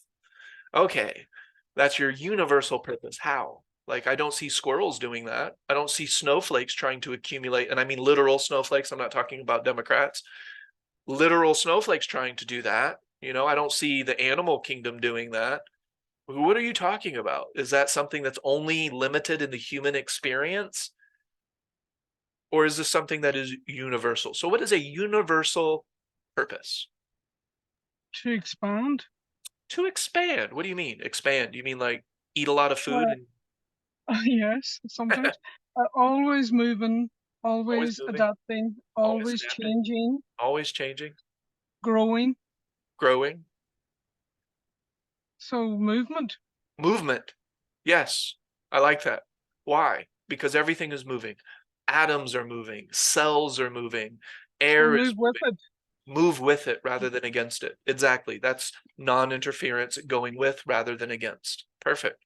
So one of the universal principles is that everything is in motion. Absolutely everything. That now there could be something in the unknowable, but we have absolutely no access to the unknowable. We have access to the unknown, and that's where the fun is making the unknown known. We don't make the unknowable. You see what I mean? Okay. It's like there's one big melting pot out there and you're able to dip your toe in it. The unknown, yeah. The unknown. Yeah. You never dip your toe in the unknowable because you wouldn't know if you No. were dipping it or not, because it doesn't, you can't bring it into your perceptive awareness. We can intuit the unknown, but we don't intuit the unknowable. The unknowable is off the islands. It's has nothing to do with our experience. We may find Look out. at the stars, man. Look at the stars. That's all the known or unknown. But yeah, I do like looking at stars. Okay, how about another one? You're gonna like this one, Ida. And this is how the individual or the finite and the universal can work together. Everything is creating. Stars are creating new stars, planets are creating whatever they're creating, whether it's the surface or they're creating storms in Jupiter, or like Earth, we're creating life. The sun is creating life indirectly through the earth. So creation. Squirrels are creating squirrel nests. Birds are creating bird nests. Birds are creating other birds. Everything is in a process of creation and destruction. That kind of goes with it, but that's the yin and the yang. Put them together and you have a new third thing called the cycle of life. But creation, creativity, that is a universal purpose. Your purpose is to create. You're doing it whether you like it or not. Animals are doing it whether they like it or not, whether they know it or not, whether they can conceptualize what's occurring or not. Every single thing is in a constant, perpetual form of creation, because that's what the universe itself is doing, and you are it. We're all one, man. So if the universe is creating, then I'm also creating. That's the universal purpose. The finite aspect is, well, how are you creating? Ida does painting. I am doing an Qigong system and some books. And I'm also really getting into, I'm already starting to experiment with traditional Chinese medicine, and I'm coming up with some really cool stuff, such as a new way to apply topical solutions using a cupping. So the cupping brings the blood to the surface, opens up the pores, and then you can put things there and it really absorbs really well. That's not a part of traditional Chinese medicine necessarily, but if somebody comes in for a treatment, they're going to leave feeling all right with Ernest. So creation yes, is your output, right? that is a I form of mean, output. I've been thinking about, not thinking about, I've been noticing that when I am populating my bubble of perception, I am, it's input. It's input. It feels like input when I am perceiving with a variety of my senses. It feels like input. I am receiving that information. I am noticing what it feels like. I'm taking in stimuli with my perception. But when I feel the way that I observe it, the way that I organize it, the way that it inspires me to walk, breathe, crochet, whatever, is my output. And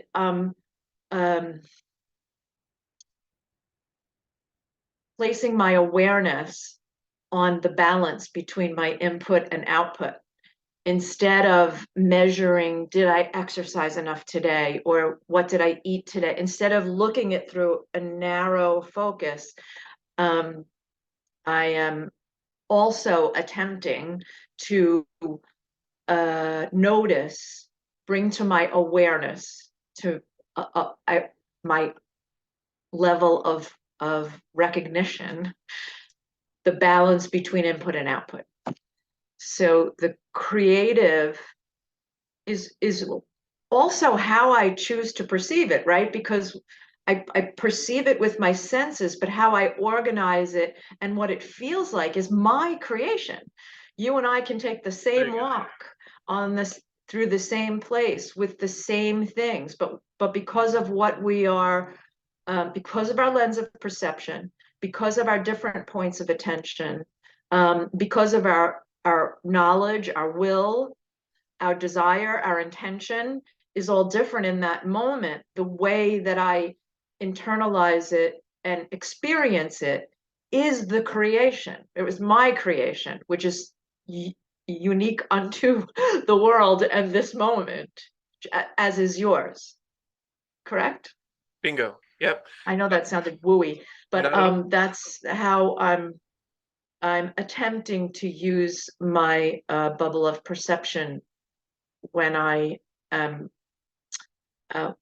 you know how you say when you get up in the morning, you start to assemble your foundation, you recreate it. The second you open your eyes, you actually have done it in your dreams as well, and so it never really goes away. But you open your eyes and you make sure it's all in place, and then so when I feel that I have successfully done that, and there's not a lot of interference on my part, I have not allowed a lot of interference with my thinking or my observation or my lack of it, to feel what it feels like, the difference between input and output, and how they are balanced or not.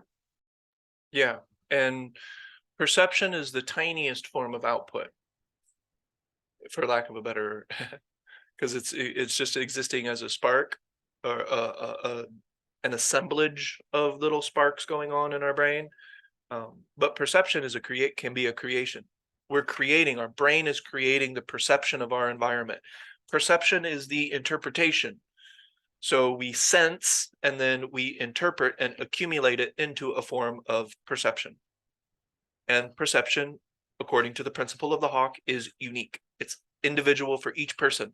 And It's below, moving and changing along with everything else as the everything, moment of goes course. on. So Yeah. it's, yeah. But the interesting thing is, and this is one of the big subjects of Abraham Hicks and the law of attraction, but just isn't really, there's no bridge to cross the divide. And when there is, it's really sketchy. But the idea that we can create perception one of two ways, above or below the threshold of active recognition. When you start to create your perception above the threshold of active recognition, you're getting into some of the later phases of hydrostasy. And you are literally starting to create your own experience from the inside out, and that will affect everything. And then before you know it, you've created a world around you that it's exactly the way you want it to be. You can trace everything back. I put this here, that here, I'm here, everything is here, exactly where I put it. For better or for worse, I know that I have created this above the threshold of active recognition, deliberately and on purpose, with hopefully with intentions of universal creation. And yeah. All that makes sense? I also noticed what I put there below the level of recognition. That's Everything is what I put there, and a lot of it is I recognize the destroyers that have influenced why things are where they are, as well as when I create them above the level of recognition, the thresholds, whatever word we're using. Yeah, it's all me. I think threshold makes more sense because there's not multiple levels. Typically, Yes. when we talk about level, there's like level 1 through 500 or something like that, Well, it is to degrees, but This is just above or below. right, right, but there's degrees to that. There's degrees once you're above or once you're below, but you're never simultaneously both. You're one or the Right. other. That's the threshold. Well, your thought isn't both, but there are other things Total that are perception. going on that are below. Yes, Total perception has aspects that are below the threshold of active recognition. Yes. right. But what we don't want to be is doubly below. Yeah. Double weighted in a way of looking at it in Tai Chi terms. Psychologically double weighted. It means that you are not presently actively recognizing yourself. There is no self-recognition. And I don't mean just the construct of self. I mean a more broad view, the totality. We're all one, man. Right, but it ties into everything you just spoke about, because what is interfering is in some ways one of those Factors. within one of those topics. Yep. That's what's interfering with the recognition. So what's another purpose? Oh, I thought Finding a soulmate. there you go. Because I see squirrels out there trying to find their soulmate. Every time I look in nature, I see animals trying to find their soulmates, their twin flame. Okay, so moving along, that's another form of non-interference is when you have what I call the hydrostasy effect. The hydrostasy effect can be felt. That's one of the primary characteristics of everything in hydrostasy is it's all felt. So if you can't feel it, then it's not a part of your present moment outside of a thought. So hydrostasy is all about the feeling, and that's where we dig in. So we have all of these individual pursuits and all these individual things, and then when we're thinking about them and trying to control them and we really think we know what we're doing, when we're in the hydrostasy effect, our intelligence is fundamentally overlapping with our desire. And how do you know? Because no thoughts are present. That's one of the ways that you can know, because it will happen on its own. That's the biggest thing, is that these things, it's intelligence. You're accessing intelligence, so it will start to occur on its own. You don't have to try to force, manipulate, and control and put yourself into a weird position in order for things to occur. Get out of the way and watch it all start to align over time. It all starts to take its shape, and then before you know it, you're living completely in your finite and infinite purpose.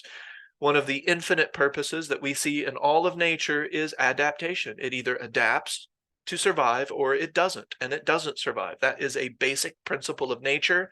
If a star can't adapt, it explodes, and then it will make a new form of balance. But that may not be good for the organisms that were existing on the planet just 3 planets away from that star. Do you see what I mean? So we're evolving. That is a fundamental purpose. The purpose is to evolve, change over time, continue to express ourselves.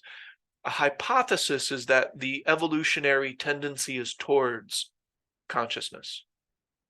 I see that in nature. It seems to be. The longer that it has to change over time, dolphins, whales, other forms of creatures and stuff, the longer it has to adapt, the more it seems to gravitate towards more consciousness, more creation, more connection, simplicity, but with an infinite amount of variation and detail simultaneously. Does that make sense? So we can safely assume that if we continue to adapt, we will continue to evolve, and our cognition will continue to change over time, which could equal different perceptive abilities and things like that. Does that all make sense? And that's just a tangent on purpose. But it aligns with the hydrostasy effect because you can stop trying to control. You can stop trying to manipulate. You can stop trying to force your will, because it's very likely unreliable desire in the first place being influenced by the 4 destroyers. And when you're in the hydrostasy effect, you're less affected by the destroyers because you're operating above the threshold of recognition. And when you see the interplay with the destroyers, you're able to redirect. And that's called hunting power. Does that make sense? Well, that's the human experience in a nutshell. We're talking about jobs, we're talking about careers, we're talking about relationships. Get out of the way. Align yourself, tend to your garden, find the hydrostasy effect, and everything will start to work itself out. You will discover. It's hard to discover when you're not paying attention, when you're not there, when you're not really seeing your life experience. It's hard to discover. At best, people are just discovering new ways to string sentences together in their mind. And they call it an aha or a new idea sometimes. But really all it is a new organization of the shit that got floating around in there already, which can be beneficial because the mind wants to organize. So that's a dynamic. That's okay. But to completely attach to that and cling to that and only rest there doesn't make any sense. All right. Any questions, comments, or concerns? So interference is typically expressing itself as those two bubbles, thought and imagination below the threshold of active recognition. That is the number one form of interference that leads to all the other forms of interference. And then before you know it, we have energy just going all over the place. It gets stuck here. It's flowing too rapidly here. Our energy bubble looks like our life experience. Shit. All over the place. One day I'm on the high flying disc. The next day I am seeking help from everybody around me because I've put myself into psychological turmoil. I see this all the time over the past 5 years. Coaches and self-help people, they're selling their enthusiasm. They're enthusiastic about something, and then when that enthusiasm goes away because it doesn't stand the test of time, the great revealer, they're right back in their bullshit again, and they're barely able to stay afloat. And then a month later, they're trying to sell their enthusiasm again. It's a cycle. And it's a cycle that I will not participate in.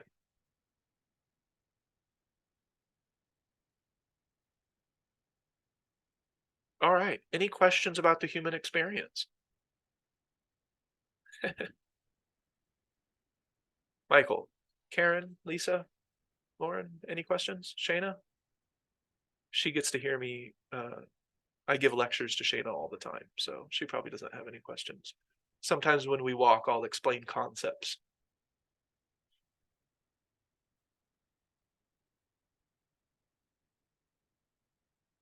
All right, so looking ahead. Oh, that's a good one. And this is one that I haven't talked a lot about. Do we know what number we're on? We do. We are on number 13. This is number 12. We're Oh, heading okay. we're heading into When number you 13. post them, because Yes. while during class, I know Gene gets frustrated by hydrostasy because he's not there, so it just frustrates him.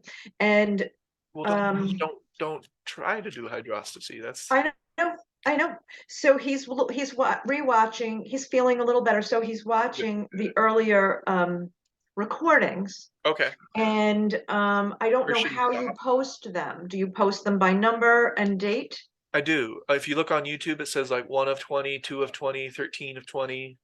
So we're on And date. 19, you said? No, Or there's not 13? 20 topics. We are on currently topic 12. Okay, Not because during class, I texted him, because, a lot of our discussion recently has been about hydrostasy. So he was asking me about it. Should I? And I said, no, don't tune in now because it's just going to piss you off. And I said, watch from the beginning. And he is. I mean, he's been doing that on his own.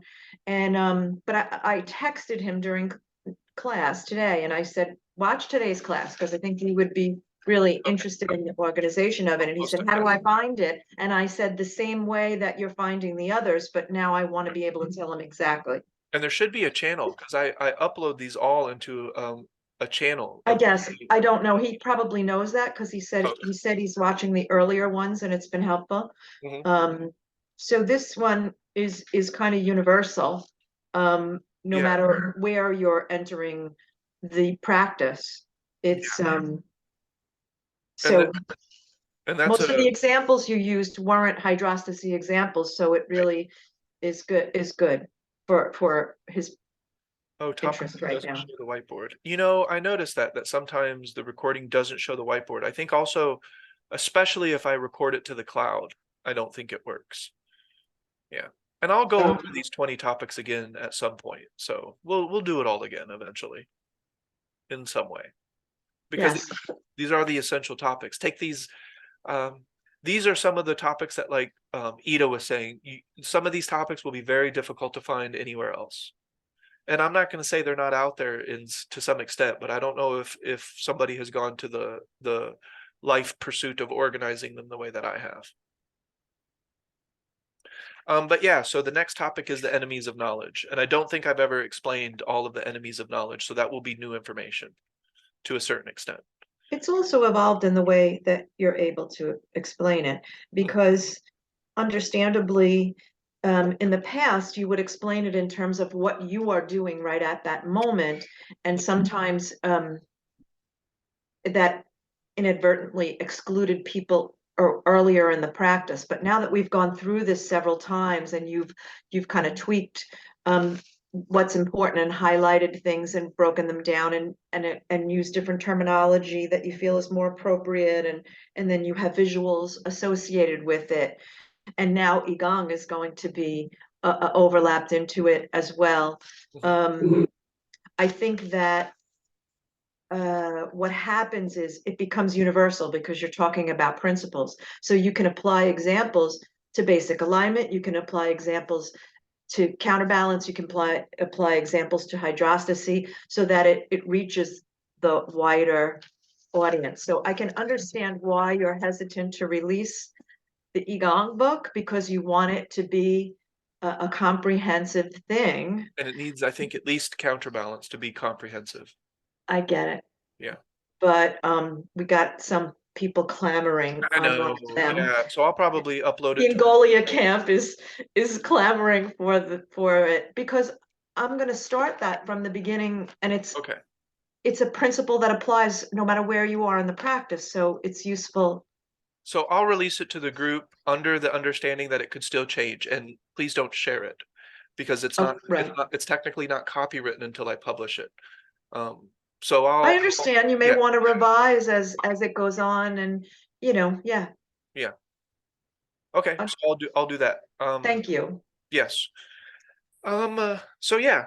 So we'll be heading into topic number 13, which is the enemies of knowledge, and then 14 is dream walking.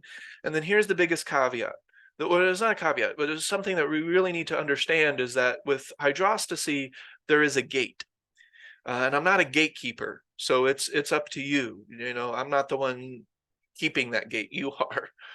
But the first gate is to engage the space. You have to be creating that space to engage it. If the space doesn't exist, then there is no hydrostasy. And that's one of the things that you talked about earlier, that the words can get misinterpreted. Mhm. If we use words in common language, words get used a certain way. So you don't like to use them in this practice because people will misinterpret.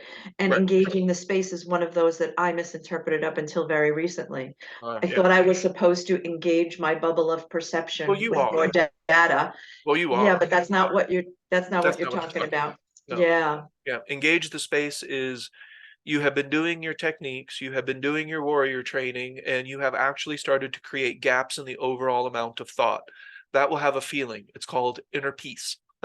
So when you engage the space, you are engaging your inner peace, therefore highlighting it, therefore allowing it to grow.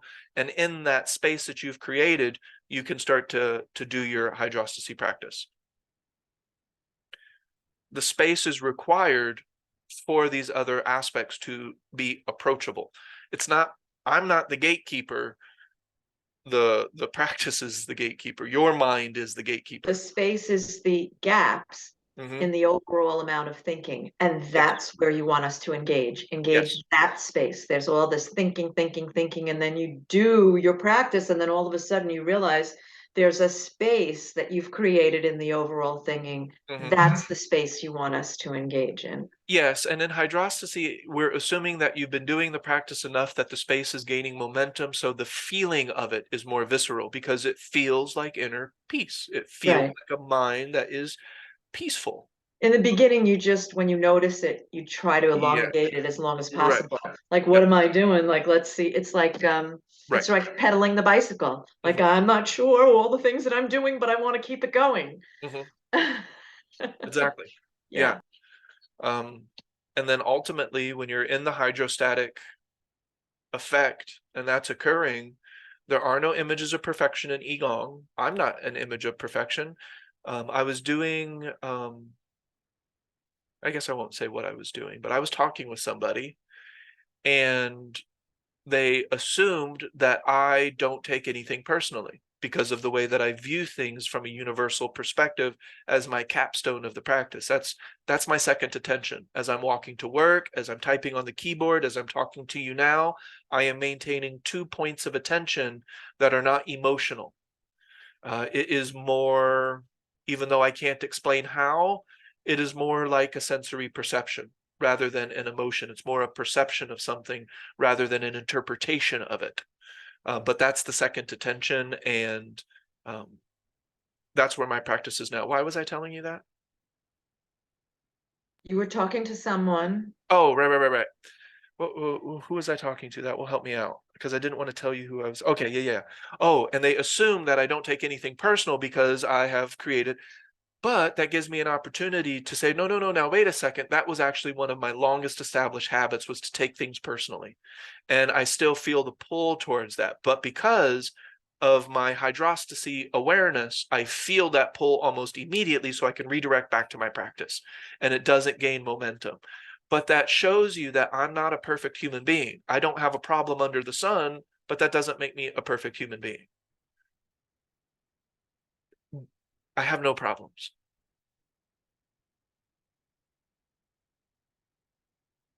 It's all just navigation. It's all just navigation. And Lauren, that's spot on. So I felt the pull of taking it personally because that's a deep ingrained habit, but because I saw it, I didn't allow it to occur, which means I didn't get offended. And you can kind of see the causal link that I have kind of been outlining this whole time today, but you kind of just explained another, how does this process work? How does one link to the other? And then let's really get to the beginning of it. Let's find So the if you got offended or you didn't get offended, you can notice that you're the one that put it there. even that. Yeah. So let's say that it did. Let's say I didn't feel the pull of taking it personally right away because maybe my practice wasn't as pristine and I started to feel the emotion of offense. Well, that's another opportunity for me to redirect. In this practice, especially when you're in hydrostasy, you get a lot of opportunities to redirect because you feel these little subtle layers as they start to link together. Or But you came home and you told Shayna about it, and then you felt that emotion, that pull right, again, because you're retelling the story, you're right. recreating those emotions, and then you go, oh, and then you noticed it. Like, it doesn't matter when you notice it. Redirection occurred in both In instances. both instances. Right. Yes. Hopefully I find it sooner so that the redirection occurs sooner and there's less displacement, less interference of the flow of everything. But this system is balanced. So habit. I don't look at habit and say evil habit, no habit, ever habit. No. Habit is not good or bad. So I also don't look at it that way. I don't look at myself as wanting to create good habits because it will be hard to quit, even a good habit, if you decide to quit and you have put yourself in a box. I do not recommend that. However, I do accept that my mind creates habit. It's a form of memory. And so I'm always working with that dynamic, but within a circle of balance. Once the habit starts to get outside of the balance, I can feel that and I can redirect back to my practice and not create new habits that take me way out of my balance. Does that make sense? This is a system of balance. There is no image of perfection. Nobody is perfect. We're constantly learning. We're constantly growing. We can do it together or we can do it individually. But this is a totally different type of approach. Qigong doesn't have any images of perfection. Each one of us can be a master of Qigong, but you're really a master of your own attention. Because there's no real differentiation between you and it. When you read my new book, which is it's taking a little while because I'm doing the Qigong stuff, but the Masters of Attention, I kind of set it up because I'm looking for some flair in the book as if it were people. The Masters of Attention are the destroyers. That is the master of ordinary cognition. But when I'm walking down the street and I'm aware of my universal totality and the underlining quality of the present moment, that is non-ordinary cognition. I am interacting directly with the unknown. Why would how could I have these common problems, these things that people conjure up? They have no room in my experience for existence. I do have physical discomfort sometimes, and that's why, I'm learning more about that balance. So I'm always learning, always growing, always adding to, all without violating principle. Does that make sense? And morals start to come into play. Lying. Why would you need to lie if you're not just attached to yourself? If you're not just focusing on yourself? Typically, there's going to be some thought and attachment and clinging and imbalance with every lie that a person tells. There's no such thing as a white lie. Yeah, so the redirection is not redirection to correct what you've just noticed above the level of recognition. It's just to recognize it. And go back It's to just the to become practice. aware of it, and then the rest will fall into place. And the rest Because will fall into sometimes you notice a habit or a thought or a belief or a behavior, and you go, huh, look at that.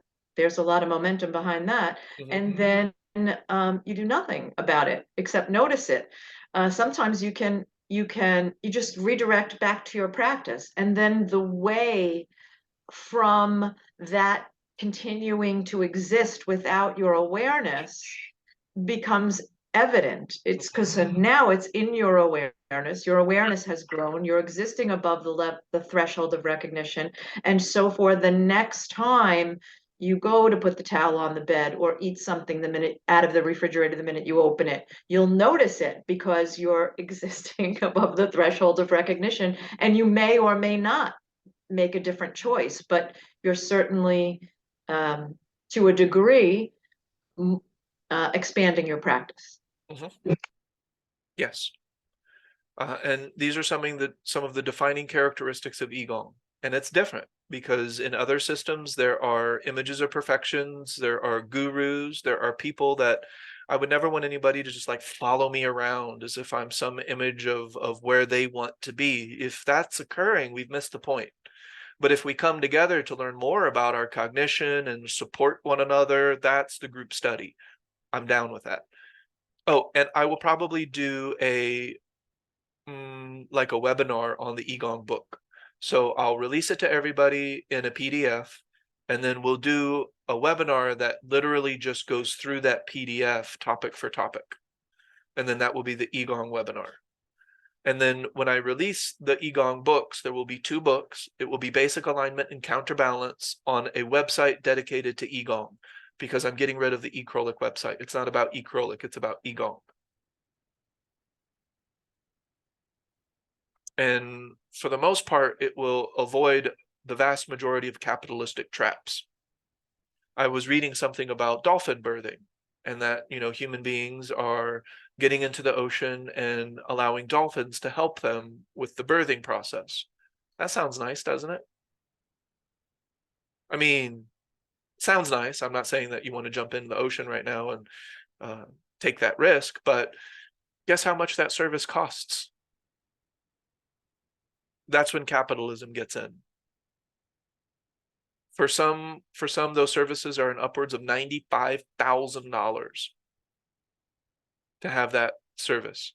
From the time that you find out you're pregnant, because you get familiar with the dolphins the whole time you're pregnant, you get in the water, the dolphins get familiar with you, and then when it's time to birth, the dolphins help it happen. I can imagine there are substantial costs associated with running a program like that. So that's Maybe.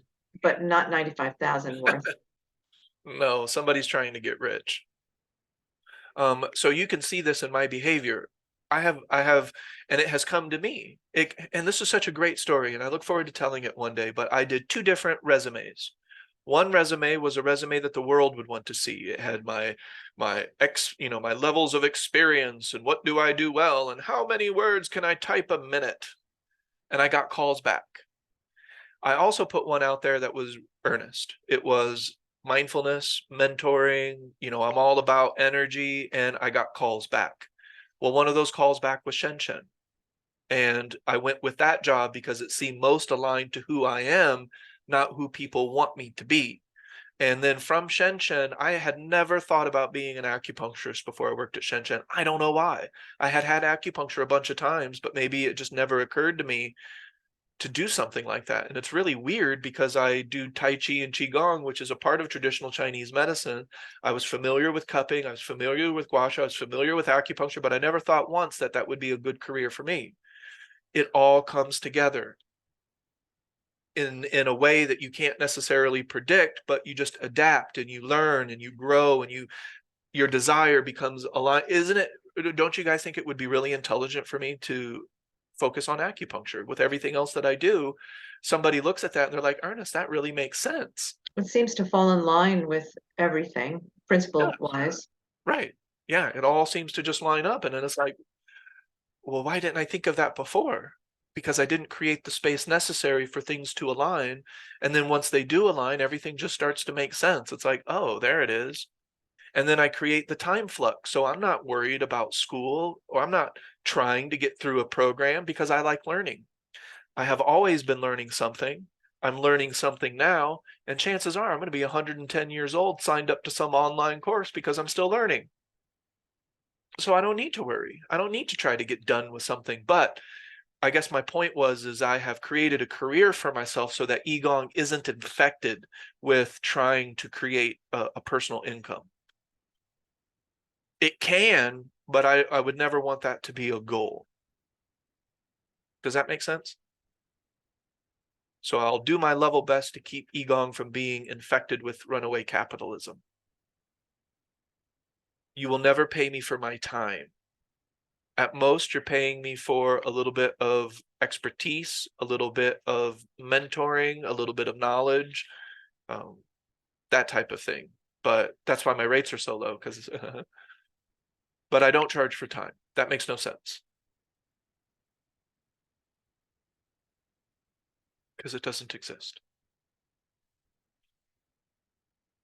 All right. Any questions, comments, or concerns before we head out? Yeah, I have two questions. Okay. One was, what was next week's topic? Next week's topic is the enemies of knowledge.